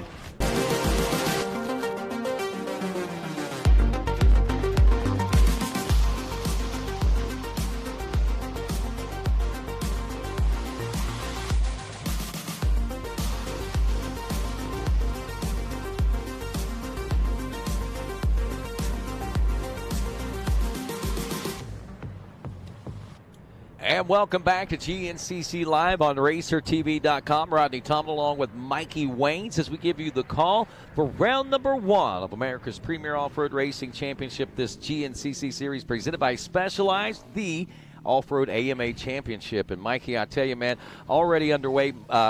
Walker Fowler awarded the AMA ATV Athlete of the Year, which is it doesn't come easy, even for a 7-time champion. I mean, but I think it was pretty clear cut who our ATV Rider of the Year was going to be, according to the American Motorcyclists Association. Eric Kudla giving that award to him there in opening ceremonies, and of course he carried I think the adrenaline from that right into this race. And look at this. It is McClure in that number 2 spot. Walker Fowler and McClure probably about, I would say they might be 30 feet apart, if they're that far apart, as they wiggle their way through these tight wood sections here in mile marker number 10 as we enter into the Monster Mile. This one is purely a mile long out there today, and there's sections out there that make it feel a little longer than that, from what I understand. Boy, incredible to see Walker Fowler and Jared McClure. I thought they were pulling away from the rest of the pack, but I think that's Cole Richardson still right there with them in the number 3 position. So,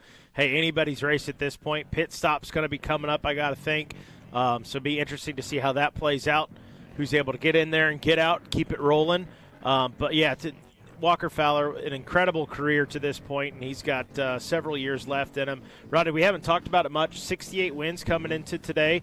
Could be number 69 today. He's closing in on Chris Borich with 75. You know, theoretically, depending on how strong of a season Walker Fowler has, and we've seen him take 10, 11, 12 wins in a season as an XC1 Pro rider. So with that being said, it's not inconceivable to think that if Walker gets on the roll, he, by mid-season, could literally tie and maybe surpass the all-time wins record held by Chris Borich at win number 75.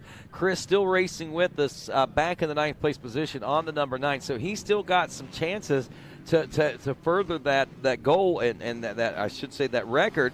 And on occasion, it seems like Chris might be arriving at the racetrack to make that happen, but for whatever reason, the last couple of seasons, he's really been shut down pretty hard, and we got to hope that this year maybe be a little bit different. I'd like to see the old dog get a win, man. Yeah. Put that at number 76. I mean, just to make it, not because I want to see things tougher on Walker, but I just want to see it happen. It is interesting to look back at last year, and I don't think Boric had a top 3 all season, if I remember correctly. So to say that is just like unreal. I guess we could look at our cheat sheet, but I'm pretty sure I don't think I had him on the box last year. He got one fourth-place position finish, two Finished fourth-place finishes, and 2 fifth-place finishes. All the rest of his finishes, if he finished in the top 20. I will say this, though. Chris Boric still has fun on a four-wheeler. Oh, yeah. Adam McGill still has fun on a four-wheeler. They find a way, and it's still paying the bills. So, hey, as long as they're having fun and enjoying themselves, people may question, oh, they've lost a step. Yeah, maybe, but, hey, we all do. They're still out there doing it, though, at the professional level and still doing well.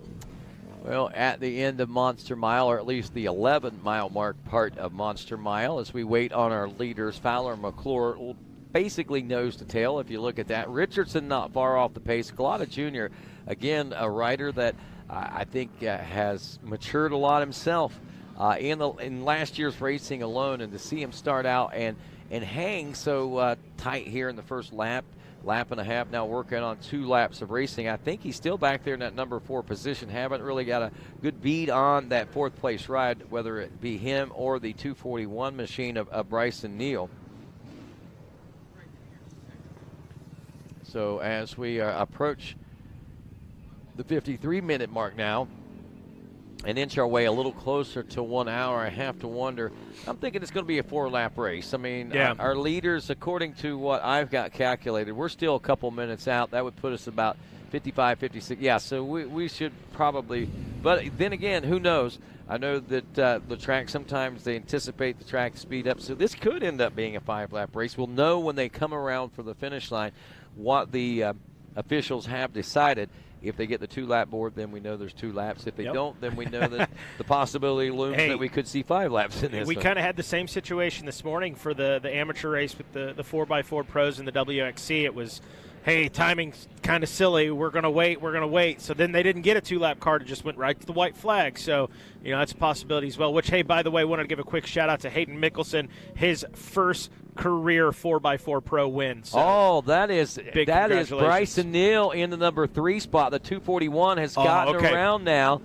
And so I was wondering about that as we seen him go by, and I knew some changes were happening about 5 miles ago. I just couldn't quite point it out, but now we know Bryson Neal is right there in that lead group of riders, talking about only racing for top 5s today, maybe a podium. He's in winning position right now as we approach the end of lap number 2, nearing the 1 hour mark here, as our leaders should be due in about a minute according to timing and scoring, and they should be hitting those chicanes about any time. Wow. So Bryson Neal may not be pushing the envelope too much, but he is there.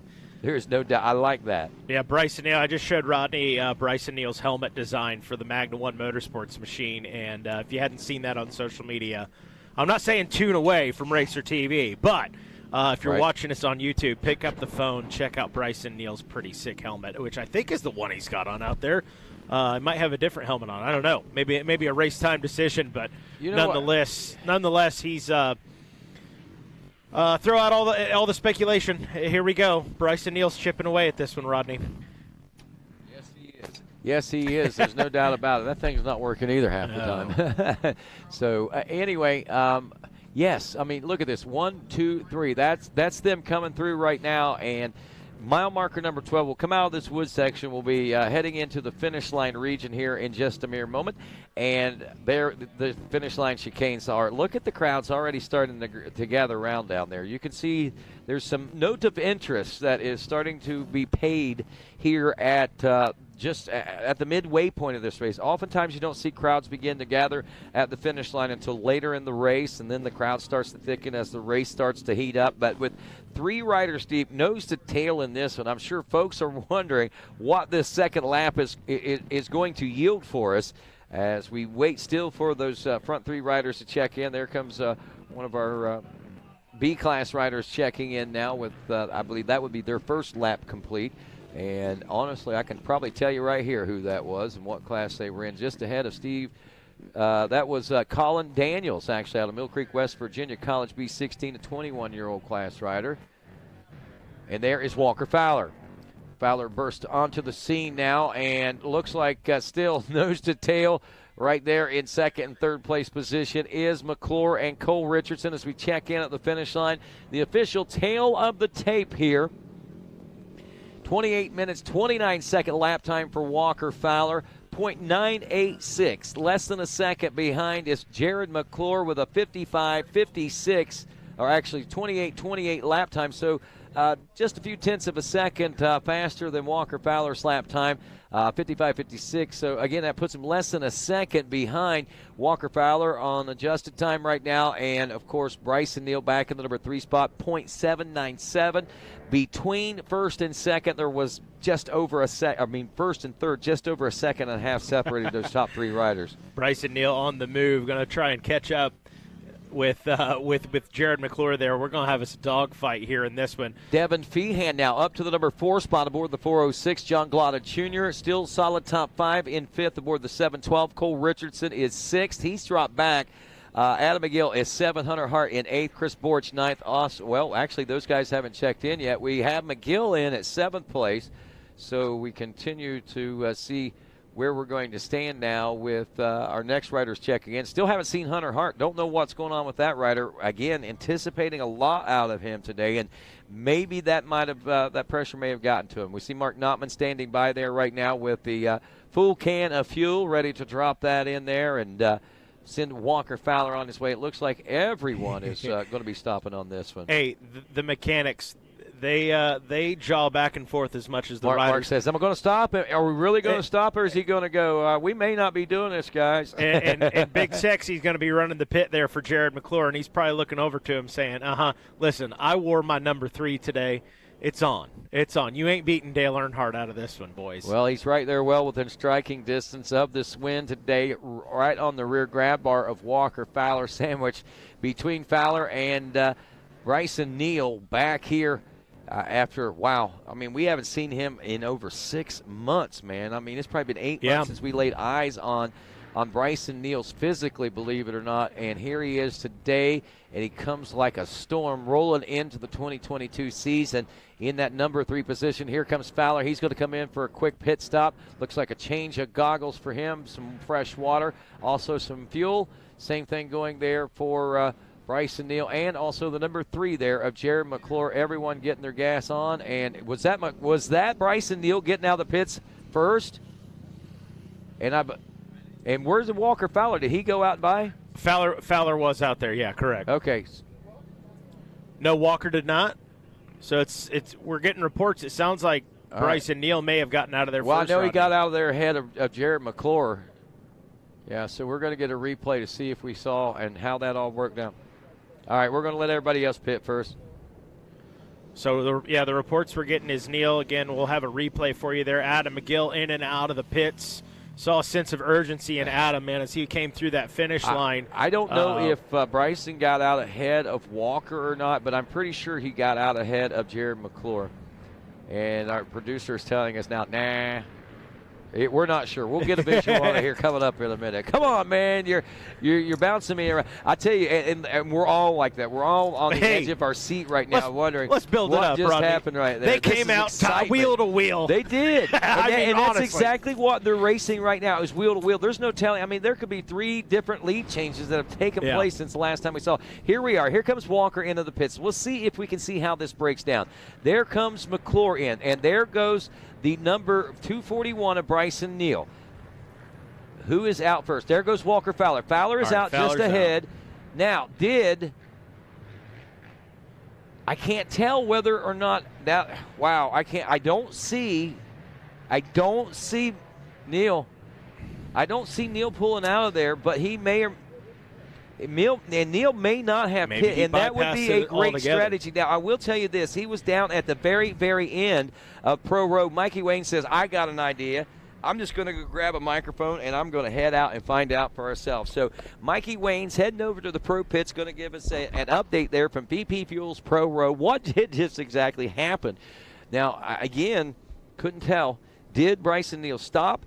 Did he stop, and was he so far out of the camera shot we couldn't see? He was at the very end of that Pro Pit Road down there in the Magna One Motorsports setup there. As we check in with the rest of the field that has checked in with us now, Devin Feehan in that number 4 spot running about 5 seconds off pace. Then John Glotta Jr. was in about 22 seconds back in 5th. Cole Richardson right behind him by about 5 seconds in 6th. Then Adam McGill was literally right on the Cole Richardson is 6th, but he doesn't have much of breathing room over Adam McGill, the 521. Jay Shadron, your leader of the XC2 Pro-Am, is up to 8th place overall as he is ahead of Josh Merritt now on adjusted time. Remember, Merritt had some issues there on lap 1 that dropped him back quite a ways. And 10th place overall, 9th place in the XC1 Pro class is Austin Abney. Chris Borich is 10th in class, now 11th place overall as we check in. As we check in with our XC2 Pro-Am class, after 2 laps, it is Shadron McClure. Oh, excuse me, that's Fowler McClure in XC1. XC2, Jay Shadron. Brandon Owens now in 2nd. Tanner Walker is 3rd. I believe Walker was 2nd at the end of the first lap. I believe we may have missed him on transponders, but we got him now. So he is 3rd right now. Steve Harrell in 4th. Dylan Walraven in the number 5 spot. Those are your top 5 riders, and the only 5 riders so far to check in with 2 laps, according to what I can tell here. So our top 5 are in the XC2 Pro-Am, and our top 10, 11 riders or so in the XC1 Pro class actually are in with us. Ronnie Rush, if you're wondering how the rookie is doing, he's back in 11th place position. If you're wondering how the 28-year veteran Johnny Gallagher is doing, he's back in the number 12 spot. Hunter Hart has not checked in for a 2nd lap complete. There's another question that Mikey can have answered for us when he heads down into the pits there on VP Fuels Pro Row with this Monster Energy update that's going to be coming at us here in just a moment. And with that being said, my friends, a lot is taking place already in this first round of racing. Hunter Hart out, a true threat and contender for wins and possibly even, maybe even a threat for championships was expected in this 2022 season. He's out. The unknown variable as to what Bryson Neal was going to be able to accomplish, well, he is there. He is solid top 3 right now as he continues to run. And again, Bryson Neal may have been just so far enough down at the end of the Pro Pits we couldn't see whether or not he pitted or not. And we are anticipating that unless he didn't pit, that Fowler and McClure and Neal, it's still the same running order. But we'll have more of a visual on that when they come into sight here at Method Alley here with mile marker number 3. Again, congratulations to Todd Muscala, who is one of our, I think, would be a vet class rider, as he picked up $10,000 from Method Race Wheels today. There's Walker Fowler, and there is, I believe that was McClure, followed by then the 241 machine. So it's still the same top 3. Walker Fowler is still out in front of this one. So, Neal did not get out in front, but nothing has changed as far as this race is concerned. Mikey Waynes, what's the lowdown? What happened in the Pro Pits down there? Hey guys, down here in the Magna One Pro Pits for Bryson Neal. Bryson Neal did pit. Word is he got out right. We're going to call it wheel to wheel, essentially, with Jared McClure. So there is the official word on that. We'll see if we can find out what is going on down there with Hunter Hart. All righty, thanks a lot, Mikey Wayne. So we'll get that update hopefully coming. Hopefully everything's okay with Hunter. Hate to see that. Hunter Hart is in for a 2nd lap now. We do have him in, but he is running 2 minutes and a half behind Johnny Gallagher. Gallagher, I won't put it this way, Hunter Hart is about 6 minutes off pace right now, if I calculate this right. So don't know, he lost 6 minutes or so over the last lap, so that's not a good sign for Hunter. But he is still rolling. That is an okay sign. So with that, we'll see what the word happens to be on that. And we go down to our XC2 Pro-Am class again. That's another heated one. Jay Shadron, wow, 1 minute 19 seconds out ahead of Brandon Owens. Tanner Walker is 3rd. Steve Harrell in 4th. Dylan Walraven in 5th. In the 6th place position, dropping from 4th to 6th, the 171 of Grayson Eller. And then we have Daniel Peters, the 426, back in the number 7 position. That's the top riders checking in so far. We're waiting on Wyatt Wilkin, Chase Allison, and Brody Livingood. And I'm going to say this right now. Wow, I'm surprised Wilkin is so far back right now. And I'm surprised Brody Livingood is so far back. But that goes to show you the racing is tough here in GNCC. Even when you're expected and anticipated to be front of the pack, you find yourself with some problems. We see that rider, Garrison Paul, we saw there in the pro pits and in the pits a little while ago, the 458 machine from Port Crane, New York. He's running 4 minutes 50 seconds back. So whatever problem he had there on lap 1, he's trying to make up for it here on lap 2, but we still have him in at 13th place position. Depending on what takes place, he might be able to reel away some of that time and maybe move up a spot or two, if nothing else, in the overall. As we are checking out FMF PowerPoint action, look at the fans that are here with us today. They are out in droves. And I'll tell you this, we had, and I'm not sure, I'm thinking Dollar General's a couple miles down the road, but we had traffic trying to get into this place. Fans from all around the region have made their way here. It's been backed up all the way back to the Dollar General, a couple miles down the road.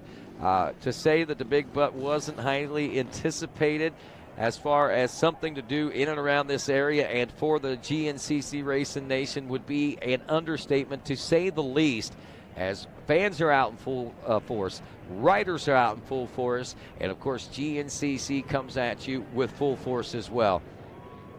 Mile marker number 4, and here come our leaders now. There goes Walker Fowler, and at this point looks like he might have some lead starting to open up, but not much of one.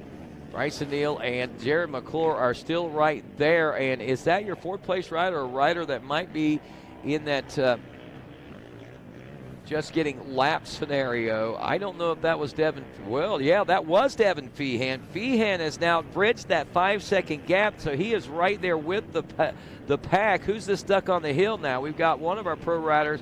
I believe that might have been a lapped rider stuck there on the FMF PowerPoint. Wow! Talk about launching up the hill.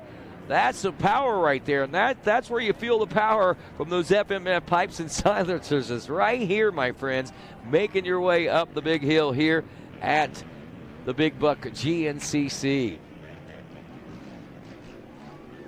That is a great shot. Hats off to Jordan McFadden, returning back to our technical crew here this weekend. And glad to have him back, and the hard work that he has put in to get these shots out here. And a very nice, clear shot as well. So tip of the hat to Jordan once again. And thanks for being back with us here behind the scenes at Racer TV. Got a great crew here. We talked about those guys all season last year. And they are second to none, man. They are a real hard go-getter group and hungry to get the shot and to bring to you the best racing action we can live under these conditions and these circumstances. And the crew is doing a great job. I mean, we've got several shots out here today. I think we got the finish line, we've got the 3, we've got the 4, and then we got like 10, 11, 12. So that's a lot of camera action that we got around this race course. Now, I know there's a section of the racetrack out near the 7 that goes way, way out.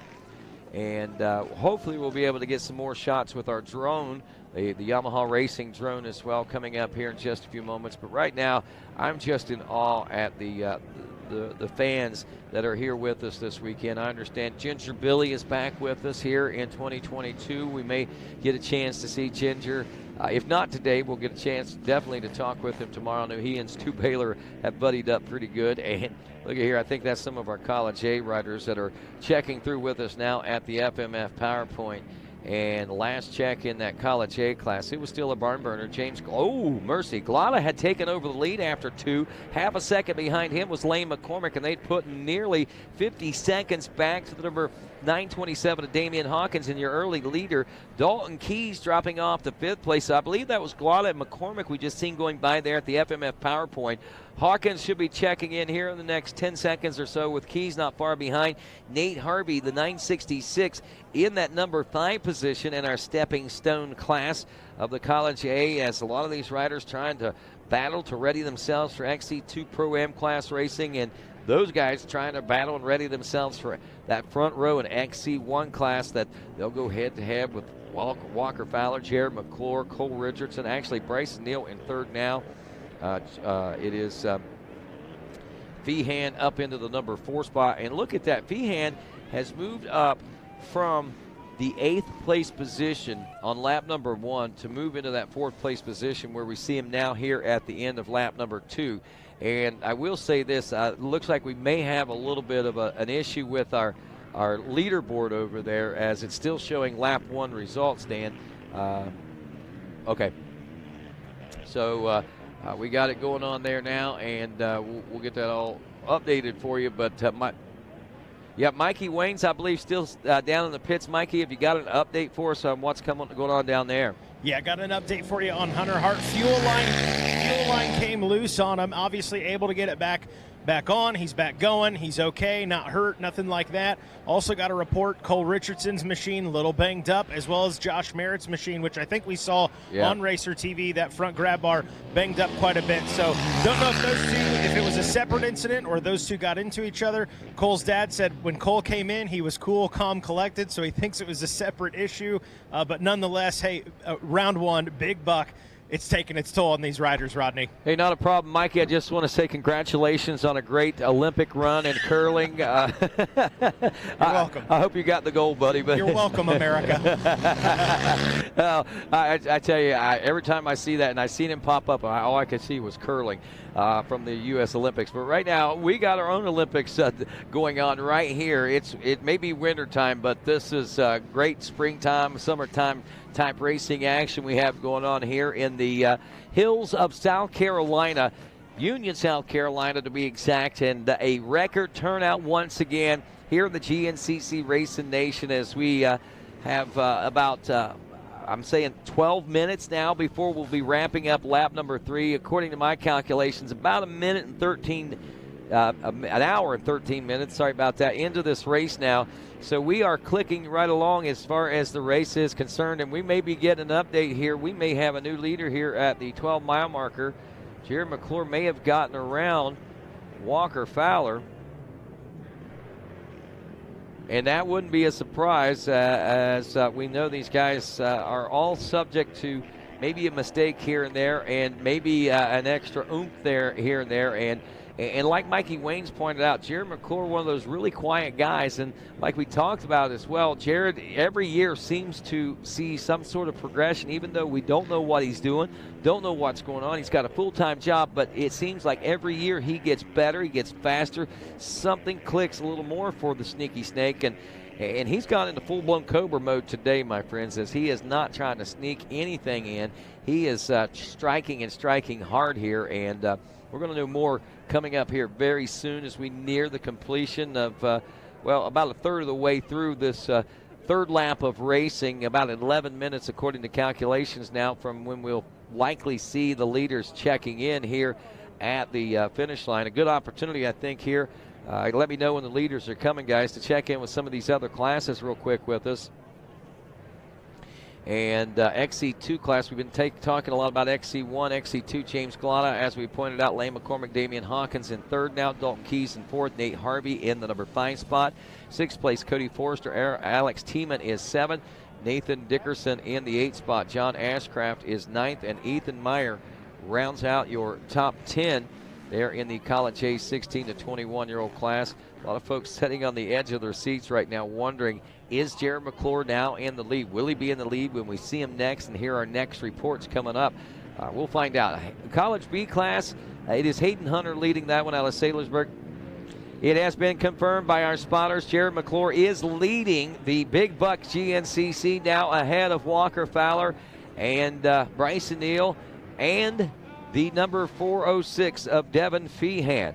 But Hayden Hunter leading the College B class with Andre Williams running in the number 2 spot. Gunnar Filler out of Parsons, West Virginia, the 466 running in third. Preston Rapsack out of Elkins, West Virginia. He is 4th place, 517. Jeremy Koger from Elkins, West Virginia is 5th. 6th place, 704. Alex Nelson from Harmon, West Virginia. 7th place, Chase Rogers, the 117 from Bainbridge, Ohio. 8th place, Caden Lambruno out of Morgantown, West Virginia on the 285. 5:09 of Ashton Poling from Laurelville, Ohio is 9th. And 10th place, the 2:12 of Connor Brandt from Rogers, Ohio. Nearly 40 riders on the starting line for this race today in this College B class. Pretty impressive riders, and a showing of support and competition in this College B class today. As we go to our next class, this will be, well, the Junior A 22 plus class, where Ryan Thompson leads aboard the number 350 from Summertown, Tennessee. Jeremy Ladon, the 21 in second. Devin Masters out of Morgantown, West Virginia is third. Wesley Wirtz out of Hubbard, Ohio in fourth. Cade Vanderpool out of Indianola, Iowa is fifth. Sixth place, the 128, Caleb Edwards from Cuba, New York, home of the Cheese House.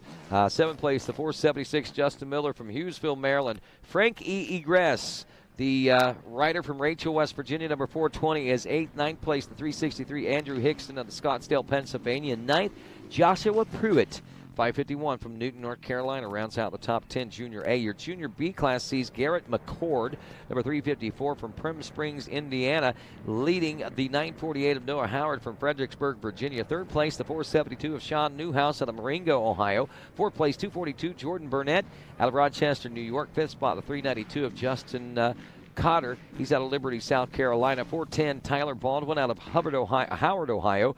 Trace Furby out of Burlington, West Virginia, 377 and 7. In 8th place, the 353, Anthony Valor from Stowe, Ohio. 9th place, the 360, Dylan Stein, he's out of Midland, Pennsylvania. In 10th place, the 412, Devin Tracy from Oakland, Maryland. Next up is the Vet 30 plus A class. Kevin Yoho leading this one out of Hopedale, Ohio, the 542 over Tommy Kuntz, AJ Kuntz, the 555, still don't know what to call him, out of Hurtana, Pennsylvania. The 531, Michael McAvoy from Chester, West Virginia. Fourth place, 334, Luke Reeves from Statesville, North Carolina. Fifth place, 369, Jonathan Fugate, he's out of Beech Grove, Indiana. In the sixth place position, 368, Curtis Crump out of Hubbard, Ohio. Your Vet A, seventh place, 464, Travis Brandt from Des Moines, Iowa. Then eighth place, the 25, Brad Whitehead from Sinking Spring, Pennsylvania. And rounding out the top 10 is Nick Munno out of Bradenton, Florida. You know, something just caught my eye right there. Where is Big Papa P? And there is our new leader, mile marker number 10, as we check in on RacerTV.com. And Jared McClure leading, heading into the Monster Mile. That is Walker Fowler, hot on his rear grab bar now. In that second place position, there is third place position and fourth place position. So we still see Neal, and it looks like Devin Feehan right there in the thick and hunt of the win, as well as podiums here today as Mikey Waynes makes his return back here. Mikey, exciting to say the least. One other thing, again, pointing out here, our Big Papa P, Jeff Pickens, I don't see his name checking in this Vet A class. I know I called his name on the starting line, but Kevin Yoho, and is it AJ or Tom? It depends on, he always tells me it depends on the kind of day I had on the racetrack. Well, we're calling him AJ today. AJ Kuntz, the 55 in second place, and Michael McAvoy back in third. But still, again, I haven't seen Big Papa P check in that Vet A class. It certainly brings a little bit of, what happened there? I mean, we're working on lap 3 in this class right now. Going to the Vet B class now, Corey Pancake out of Columbia, Ohio, leading. Then it's Ryan Simmons out of Morgantown, West Virginia in second. Derek Hart, also from Morgantown, in third. 331, Taylor Lazelle out of Morgantown in fourth. David Kite from Northeast Maryland, the 321 in fifth. Sixth, 352 of Nick Miller out of Bristolville, Ohio. Sean Slattery, the 452, is seventh from Mays Landing, New Jersey. Pat Frabata out of Newcastle, Pennsylvania is 8th, 475. Mark Beatty out of Kings Mountain, North Carolina in 9th. And Steve Schaefer out of Maple Shade, New Jersey rounds out the top 10. Then as we look, it is, I believe, 40-plus Senior A class. Zach Phillips leading Chris Conklin. Zach Phillips out of Parsons, West Virginia. Chris Conklin out of Sistersville, West Virginia. Jeremy Gouchard from Mansfield, Ohio, the 473 in third. Fourth is Brian Shaw out of Harrisville, PA on the 828. Fifth, the 485, Michael Hayes out of Rocky Face, Georgia. Then sixth, Todd Muscala, the guy that picked up $10,000 from Method Race Wheels, running in sixth. Then it's Ronald Bardell in seventh. Brian Axline in eighth. Neil Pitts is ninth, and Terry Fiddler rounds out your top 10. Senior B class, Mike Reiser out of Hubbard, Ohio, leading the 879 to Richie McCauley from Elkins, West Virginia. Scott Wilhelm, the 107 from Carmichael's PA in third. Fourth place, 449, Bobby McCauley out of Elkins, West Virginia. Fifth place, Tim White from Cutler, Ohio. Then in sixth, Sean Worth. Seventh is Timothy Polchi. Looks like Chad Wallace in eighth. Jason Disco in ninth. And Rick Marino rounds out your top 10. And I believe that is our field of riders, all of our riders, and that is the way it breaks down. 35 minutes away, actually 3 minutes and 56 seconds. How did that work out? How did my eyes see 35 minutes? 35 minutes and 60 seconds. How about 33 minutes and 56 seconds? Our leaders are due in actually less than that now. Fowler actually following Jared McClure, Neil Feehan, all right there. John Glotta Jr. only about 22 seconds off the pace, and I have to think that that gap might have been bridged a little bit, because that looked like, I'm thinking that the fifth place rider came through a little tighter here at the 11-mile marker, or to 10-mile marker a few moments ago, Mikey. I was still in the pits. As a matter of fact, I was in Jared McClure's pits when you made the call that, hey, we'd get reports for McClure's out in front. They lost their minds, and I got to say, old Dale Earnhardt down there, if McClure walks away from this one today with the W, he may have to play Dale Earnhardt the rest of the season. Oh, I knew that. That's going to be it. Now, there is one of those pine forests, and there is our leaders. Look at how close they are, working their way through these pine thickets out here, Mikey Waynes, and they'll find their way, I mean, just briefly into some open terrain. And as open as, you know, the woods are, it's still kind of tight down there. You got to be very resourceful in your line choices and make sure you're not exerting too much energy and losing too much time if you do make a bad choice out there. But it looks like everyone picking and choosing and keeping themselves right there within striking distance of one another. And Jared McClure, from what I can see, is still the man on point. McClure is, you know, he's no stranger to winning a GNCC, and he knows what it takes to be out front and keep that lead. So he's no slouch. He is going to keep the throttle on, and he's certainly in a good position right now. But, hey, who's the one guy you don't want behind you is Walker Fowler. But, hey, Walker Fowler's got his own issues behind him. Yeah, he's got – is that Neil or is that Feehan? That is Neil, the 241. 241. Right behind him. That throws me seeing the 241, his old school number, but I do love it. Yeah, and 406 of Feehan is right on the rear grab bar of Bryson Neal as they check through there. Now, I'll be interested to see how much of this bridge, the gap was able to bridge by Glotta, or did I misread that when they came through? But Glotta was looking at about a 20-some second, and I think he's right there still in that 20. My mind's just playing tricks on me, I guess. Seemed like he was a little tighter than that when we saw him back there a little bit ago. But nonetheless, leaders closing in on lap 3 complete. We are about a minute and a half, actually a little less than that, before we should expect to see those guys in. And again, changes have taken place. McClure followed by Fowler by Neal. Will it be that when we reach the finish line with Devin Feehan in fourth? Will it be that when we reach that finish line region, or will it have changed? There's a strong likelihood that there may be even more changes on the horizon, especially the way right now that Feehan is putting that pressure on the 241 of Neal. Also, I hadn't heard, forgive me if I'm speaking out of turn here, but have we gotten a 2-lap card, or is it going to be white flag when we come out? I don't know. That's what we're waiting on right now. I know as I look at timing and scoring, there's the leaders right there. Still no change. Yeah. Look at this, heading into the finish line. According to the way I've got it figured, we'll be in about an hour and 25 minutes. We're 28 minutes. That would, we could likely see, it'll be about an hour and 52 if they give us the white flag this time around. It'll be about an hour and 52-minute race. If they don't, then we're going to be looking at about a 2-hour and 20-minute race or so. So 2-hour and 25-minute, about 2-hour and 20-minute race. So I would almost have to think that this is probably going to be a white flag. That would be my guess at this particular point. Rodney, it's so crazy. This morning during the 4x4 pro races, I thought we might see a pass right there, Dewey. No. He's letting him know he's there, though. Walker Fowler, you got company. Yes, he got. Man, Bryson Neal is right there. Bryson said he wasn't going to do this. Hey, adrenaline is another animal. I'll tell you, and he's right there in position. So he's just testing the water. Maybe he isn't up to full speed. Maybe he's faster than what he realizes as they come in, nose to tail into the finish line. This will be for 3 laps complete, and at the finish line, do we see the white flag waving? White flag is out. 1 lap to go. So this will be a 4-lap race, obviously. So McClure, Fowler, and Neal, 1, 2, and 3. 1.2 seconds separate the top 3. Bryson Neal all over the rear wheel of Walker Fowler. Does he take him over the number 2 spot? No! Oh, and Walker Fowler for the pass for first, Rodney. Wow, what a great line choice as Fowler was under pressure being passed, it looked like, by Bryson Neal.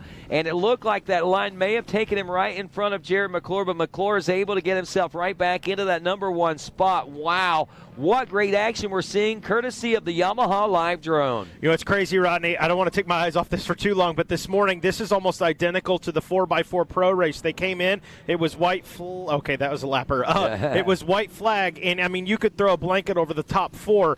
Who won that race? Hayden Mickelson. When the white flag came out, he was in the number 4 spot. We'll keep our eyes on this one. Maybe we see the same thing happen here at the pro level. Wow, they are clicking it through the woods right now. 1, 2, and 3 coming up on some lap traffic every once in a while. All the riders seem to be able to get through it without much issue out there. But that is first, second, third, and I believe fourth, Devin Feehan. Right there it is. Feehan was 1 second behind them. Sorry we left him out. Don't want to overlook what kind of ride he's got going on right now by no stretch of the imagination. But that is our top 4 riders rolling through this wooded section here at the Big Buck GNCC. Rodney and I, we're in spectator mode at this point. It's hard to even talk about it besides the occasional. Lap. You don't, whoa! Oh! You don't see this kind of action normally except on the first lap whenever they're this bunched up. But when we're heading into the final lap and these riders are this close, nose to tail, and the expected leader is running in second place position, you got to be sitting on the edge of your seat. Like they always like to say, we'll sell you the whole seat, but you're only going to need the edge. Yeah, this is incredible. What a way to start the season right here, and this one's going to come down to the wire. And I feel like Bryson Neal, when he was testing those waters there at that last mile before the finish line, he's like, okay, where can I find that opportunity? Where can I wiggle my machine around Walker Fowler right here? Is everybody right now hitting their marks, all right, staying behind the guy in front of them. I thought we had a lead change just for a second, but we do not. There's McClure, there is Fowler, there is Neal in the number 3 spot, and not far off that pace either is Devin Feehan on the 406 machine. As we take a look at that GBC Tires Pro Kit area there, it looks like. Man, still staying in again. that order. I'm doing the same thing, Mikey. I felt myself doing this a lot last year. I would fall into spectator mode, and I'd just sit here and I would hold my breath, waiting for what was going to happen. And I'm finding that happening right now as Fowler still under pressure from Neal as we get in one of these open sections once again now. For you folks here at the racetrack, man, I'm telling you, if you can get on the WOW Wi-Fi and you can pull up this Racer TV streaming cast of this, you are going to witness some great battles going on right now from high above from Yamaha drone, and Yamaha is wow, certainly revving our heart today as far as the coverage is concerned here in that GNCC and Racer TV action. Waiting for that. They get into the lap traffic. Oh, a little bobble there looked like by Walker Fowler, but it no opportunity for them to get around anybody. That's not Walker out front now, is it? Did we miss McClure? That may be. I didn't see the pass made. That might have been McClure getting hung up by so we're getting ready to find a out. lapper. We're going to, here at the 3-mile marker, we'll get that literal ground view of what's going on. Some of our lap riders making their way through here now at Method Alley. Method of Race Wheels, we made mention a few moments ago about the $10,000 they'd given to the Marlboro man, right? Yeah. Todd Muscala. He's like, man, I didn't even realize I was in it. Well, what he did, he entered last year, and he didn't even and it was all from the entries last year. So that's how that all worked out for those guys. So congratulations to him. And thanks to Method Race Wheels for what they're bringing. Riders can go on and pre-register. When they pre-register, they can click to have an entry put in for a drawing for 10 $50 cards that will go towards rider registration here in GNCC Racing. It'll also allow them the opportunity to afford a little information from Method Race Wheels that they can go lighter, stronger, faster. Lighter, stronger, faster. I like it. You just described our top 4 right now. They just, setting themselves apart.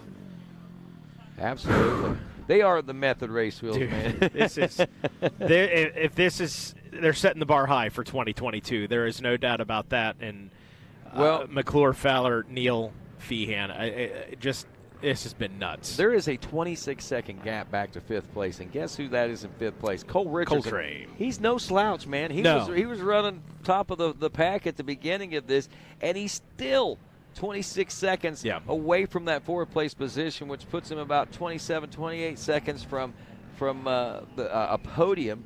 And just under 30 seconds from a win. Oh, mercy. What would happen if – That's not inconceivable. We've seen Walker Fowler be able to bridge gaps like that. And to see other riders pull it off, pull those rabbits out of the hat, it's possible. That's the beauty of GNCC racing. With those 4 guys as close as they are, throwing a blanket over them with the lap traffic, all of that coming into play, Cole ain't out of this. No way. No, not a bit, not whatsoever. Let's look at lap times. I know he had suffered the lap before. 28. Now, his lap times actually faster than Jared McClure and faster than Walker Fowler and faster than Bryson Neal and faster than Devin Feehan by only 2 seconds, though, over Feehan, but he was a full 5 seconds faster than McClure.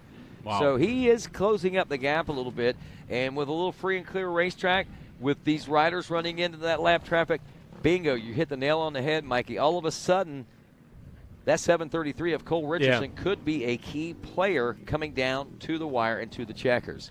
You know what's interesting, Rodney, is you look at you can't win the championship in round 1, but you can lose it, right? We talk about how important it is. Walker Fowler preaches this.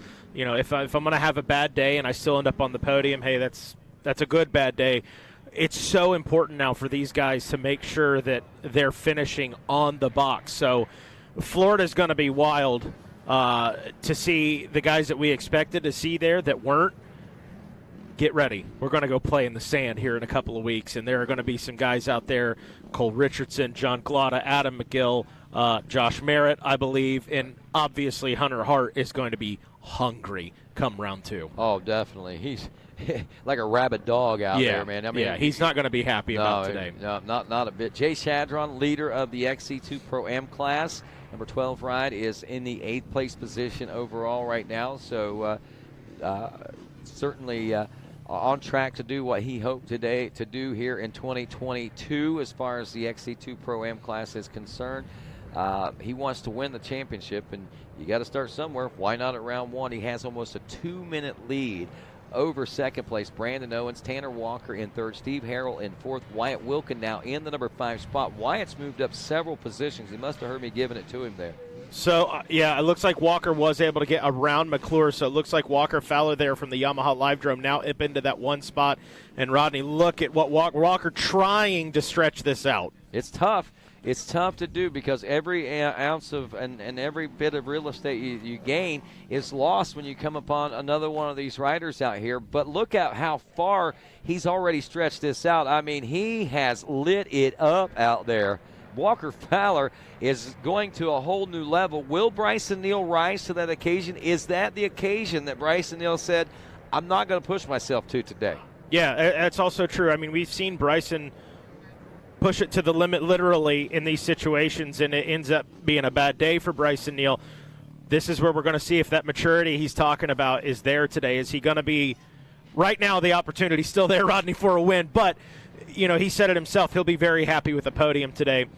It'd be interesting to see if that's still the case, and knowing it was this close here at Big Buck. Wow, I mean, I can't tell. I mean, it looks like Walker Fowler stretches it out, and it tightens back up. Then he stretches it out more, and it tightens back up a little bit, and he stretches it out more. It's kind of like an accordion effect, but each time he does it, inchward maybe, he just keeps inching his way out farther ahead of the rest of the pack out there. But just as soon as he does that, it tightens right back up. But look what's happening back there in 2nd right now. It looks like that we're going to see that really heat up between Jared McClure and Bryson Neal, I think, as those guys, and Devin Feehan, he's going to be battling for that final podium position now, because at this point, I almost have to think, even they're thinking, well, Walker's gone. It's a battle for 2nd from this point on. Yeah, man, that Walker did turn it on right there, and it's interesting to see. But he's not completely done. He's not ran away with it yet, but it's pretty wild to see how Walker Fowler at his career these last couple seasons has adapted. He talked about that missing the little nub of that finger and how much that affected him. And it's not that he had to completely learn how to race again, but he said it was a factor, and it's been a factor these last couple of seasons for him. And he's had to kind of adapt his thinking. as how he approaches these races. Oh, I'm sure. I know myself. I injured my finger. I actually put it back on, duct taped it, and it was able to stay on. But it's numb, and I know that feeling he's talking about, and not having it there. Even though I've got it there, I still can't feel. I can't imagine how hard it would make and difficult it would make things without that little bit. And especially, it affects the way he grips the clutch. It affects the way he grips the handlebar. Everything about that ride. It totally affects that, and it took a little adjusting to get used to. Looking at the FMF PowerPoint here at mile marker number 4. And, again, lap, which is, hey, a good thing for the sport, right? Got a lot of riders out there this weekend. I think we're up as far as the percentage goes on number of riders this weekend. But definitely been a factor here today in the AM race, and then here this afternoon we've seen it as well. I'm not sure if it was lap traffic that McClure got stuck behind or if it was just in the trees, but it's definitely been a factor and could still be a factor here at the end. Well, I think the biggest factor is that number 1 of Walker Fowler we see making his way into this FMF PowerPoint now here at mile marker number 4. Walker, choosing a rather safe line, making his way up the hill. Looks like second and third place doing. Did we just see what's going on? Oh, that's a split in this. No, that is actually. Yeah, I think McClure's stuck right there. I think McClure might have gotten stuck. Oh, what a heartbreaker. That would have put Bryson Neal up to the number 2 spot. I thought it looked like he might have gotten around. So Devin, I think, may have gone into the third. So heartbreaker there for Jared McClure, who was leading this one. And now, and that's unofficial right now. That was a tough shot to see. But if we were looking at that right, we think that McClure may have gotten hung up a little bit on that hill, which opened the window of opportunity for a couple riders possibly to get by. But right here in just a few moments, we'll know a little bit more about that when we check in. Well, it's going to be a few more minutes because we got a big break between mile marker numbers. Well, that is mile marker 6, number 4 was where we were at. We'll go to 6, and then there'll be that big break. So coming up here, it's going to be about 4 more minutes before we're going to see exactly how that pans out. Looking at a race clock right now, an hour and near 38 minutes into this one. As we look at our expected time of arrival for our leaders, they should be checking in about just under 17 minutes from what I've got calculated. So when you add that, that's going to put us right at the 1 hour, 55-minute mark. So these guys might have slowed down a little bit from the early part of the race. Yeah, 29 minutes. We were in the low 28s when we first started, so we're now into the 29s for our leaders. So, yeah, things have certainly changed a little bit as this race has worn on, Mikey Waynes. This has been fun, Rodney. This has been a good one, man. This has been one of the best in a while.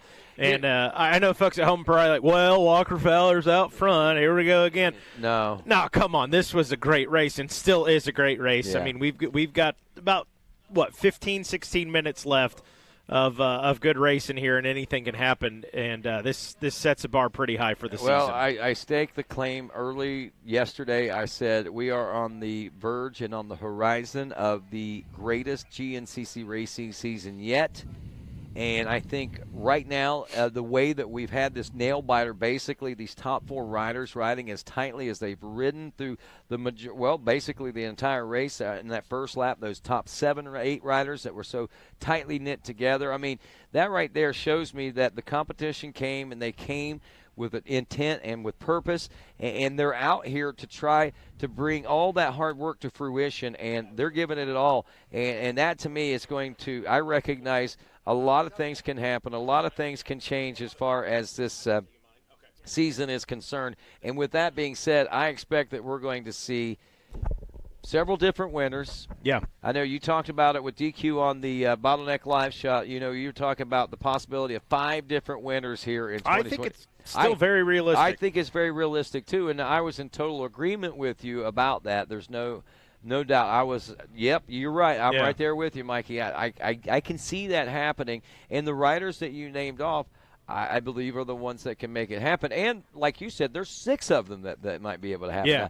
Now, Glada, I'm going to put him in a more of a podium position thing. I don't know that he's ready to win just yet, but everybody, I think, is pretty much – I think anybody can win this. All the way down to Adam McGill, conceivably. I mean, they've all put themselves in those positions in the past. I'd love to see Borch stretch it out. Right. Man, come on, give us number 76. Make it a little harder on Walker here as he's honing in, hunting down number 69 here today. But, yeah, I'm with you, Rodney. I think before the season's up, we see John Glotta with a podium. I still stand by my statement. I think Josh Merritt gets a podium this season. I believe so. I'm with you on that. I think we'll be I believe Feehan will pull off a win this year. I think McClure will have a win. Fowler will have a win. I think Cole Richardson will have a win. And I'm hoping, like you, Borch has a win as well. But we'll see what happens. There's Walker Fowler, and there is Bryson Neal. Bryson Neal still in that number 2 spot. Third place is a little further back now. And that's still McClure, I believe. Is that it? And Feehan, and we got a few other riders mixed into the mix of things as well. I'm not sure. I'm trying to see. I'm wondering, was that maybe McClure in second now, and Bryson Neal back in that number 3 spot, stretched out just a little bit because he did have that yellow-looking helmet on. Somebody did back there, and I'm not sure if that was a lapped rider or not. So we still might have McClure in second and Neal back in the number 3 position, and Walker Fowler is on point in the lead of this one here at mile marker number 6. An hour and nearly 42 minutes in. With that being said, again, a lot of changes over the course of the last lap. Could there be more changes, or will Walker Fowler head home to win number 69? Stick around. GNCC Live continues after this. We are American motorcyclists. We are members of the American Motorcyclist Association. Racers, fans, and crew. We come together for this sport we love, to race together, to grow together.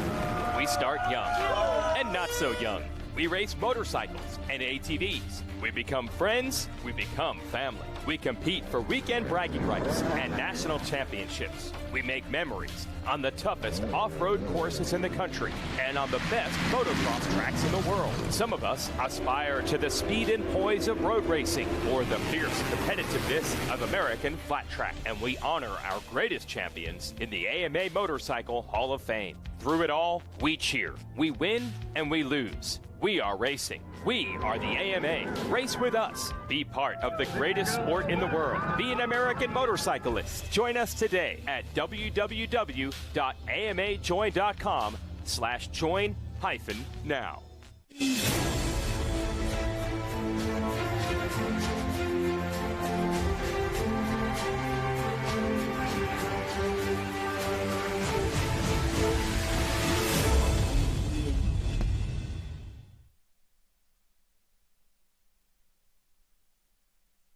Brown's RV Superstore is family-owned and operated and stake their reputation on offering you the finest RVs available in their McBee, South Carolina RV dealership.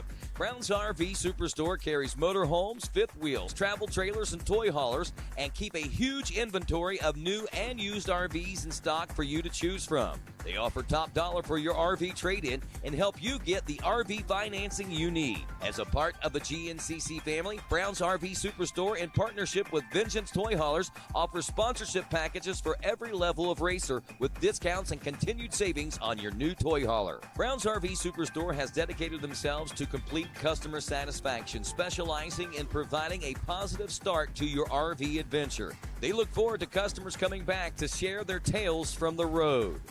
Call Brown's RV Superstore today at 877-805-3658 or visit their website at brownsrvsuperstore.com, where family fun begins.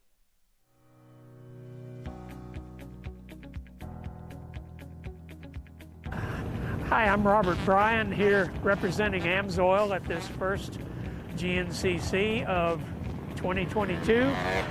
AMSOIL has a rep at every race, and I'm set up here right on Vendor Row, right across from where the track will be running tomorrow. The motorcycles will be running tomorrow. Let's see, I've got all the products, anything from weed eaters up to diesel powered, and I've got, of course, motorcycle oils, ATV oils, regular automobile oils, pickup truck, whatever you need, we've got it. Yeah, so AMSOIL is proud to be a part of GNCC Racing.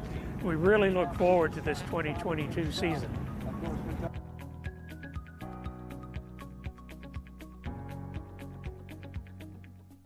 AMSOIL runs on freedom and has since 1972. The rest of the market has been trying to follow our lead ever since. But a head start is a head start. Run with us.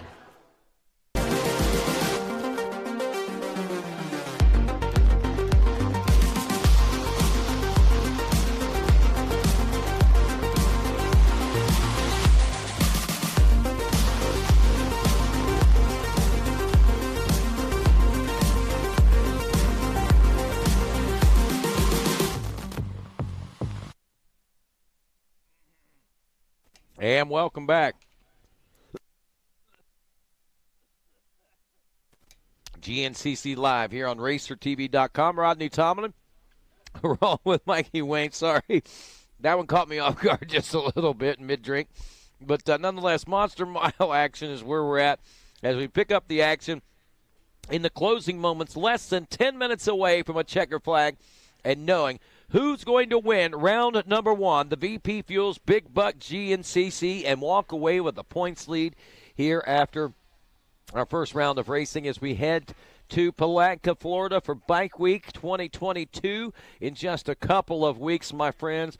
Who is going to be carrying the clout? I know a lot of folks expect and anticipate it to be Walker Fowler, and he is certainly in position to make that happen, but he's already been challenged a couple times. At last check, Walker Fowler was starting to stretch things out, and the battle for second place was starting to heat up between Neal and McClure. So we'll wait again here and find out what is going on at the 10-mile marker as we make our way into the Monster Mile. Was that our leaders going through there? There is Walker Fowler checking in now. And there is your second place ride. That is the 241 of Neal. Bryson Neal in the number 2 spot as they zigzag their way through this Monster Mile. And lap traffic just ahead of them. Bryson Neal well within striking distance of possibly taking a win here. Now, where's Jared McClure? Was he ahead of those guys, or is he falling back behind those guys now? As we look back a little further now here at the 10-mile marker, I think we see Devin Feehan in this mix of riders making his way through as well. So Jared McClure then followed by, I believe, Devin Feehan on that number 7 machine. I did see that big red number 7 going through there, so we know he is through the Monster Mile in that 4th place position. Now, the next rider will be waiting for and should be seeing about any time now, 7:33 of Cole Richardson, who was looking at about a 25-second deficit. But again, he was a little faster than these guys, so he may have already checked in. He may have been reeling in Devin Feehan for that 4th place position right now. Remember, we talked about that just before we went to break about what it could be looking like as far as that was concerned, and Cole Richardson's place on the racetrack, even though he was looking at 26 seconds or so behind the rest of the field. He had made up ground, and he was about 5 to 7 seconds faster than most riders ahead of him there. So that's going to play huge in his favor at this particular moment. The only rider, well, Devin Feehan, a 28.57, a 28.55 for Cole Richardson. So Richardson was about 3 seconds faster than Feehan, but it's everyone else that he's working on as also. So with that being said, it's still a possibility that we might see Cole Richardson battling for not only a 4th place position, but if he has his way about it, inching his way up into battle for a likelihood or a possibility anyway of a top 3 overall position. And to pull that away, to pull off a top 5 today is pretty impressive. And so there is Walker and Bryson, I believe, as we're watching them make their way through here on the Yamaha Live Drone. Joined Ryan Amancio, our kid broadcaster, back with us here in 2022. Glad to have him. And I know he's had a pretty exciting winter, I'm sure, all the way up there in the Northeast. As, man, this is really tightening up out here. Just a few minutes away from the finish line of this one. Ryan, I'm sure you've been out watching this, and have you seen anything exciting, man?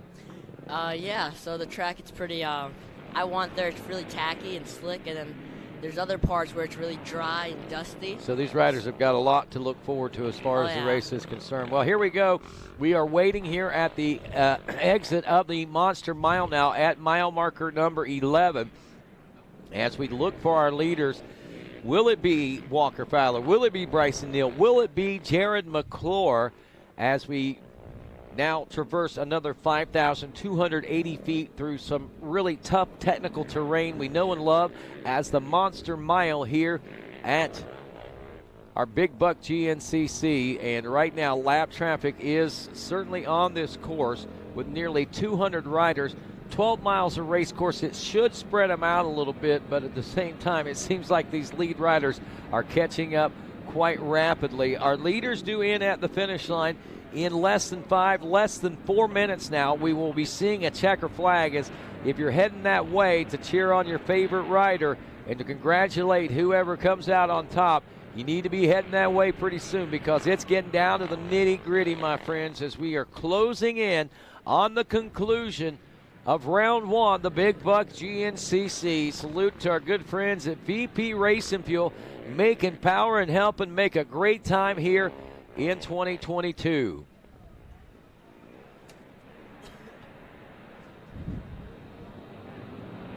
All right, we're getting words from Bryson Neal is out front. I was going to say we're getting word from the spotters that Bryson Neal is out front.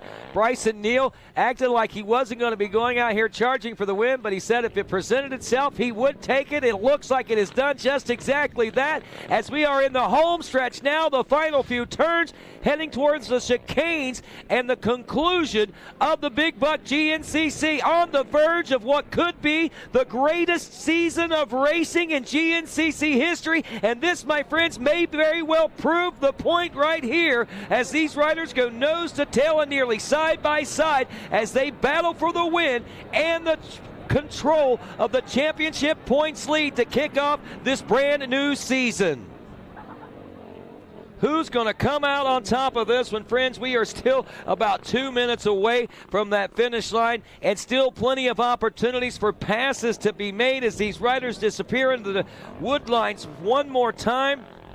They should be stepping out in just a couple of moments. It will be an obvious sight as to who these two riders are when we see them on our Yamaha live drone here in mere moments. Can Bryson Neal hang the point on this one and take the win? Will Walker Fowler knock him off that point and take it away and capture the win here in true Walker Fowler fashion? Time is going to tell the story as we approach the 1 hour and 54-minute mark. And here they come out of the woods. It is still Bryson Neal out front. The Bidwell bullet is fired. And now will it hit its mark, the checker flag in the number one spot as they disappear back into the wood line one more time. And we wait. Who will it be coming out of this wood line and heading toward the finish line next? Will it still be Bryson Neal? Will Walker Fowler make that pass in this wood line?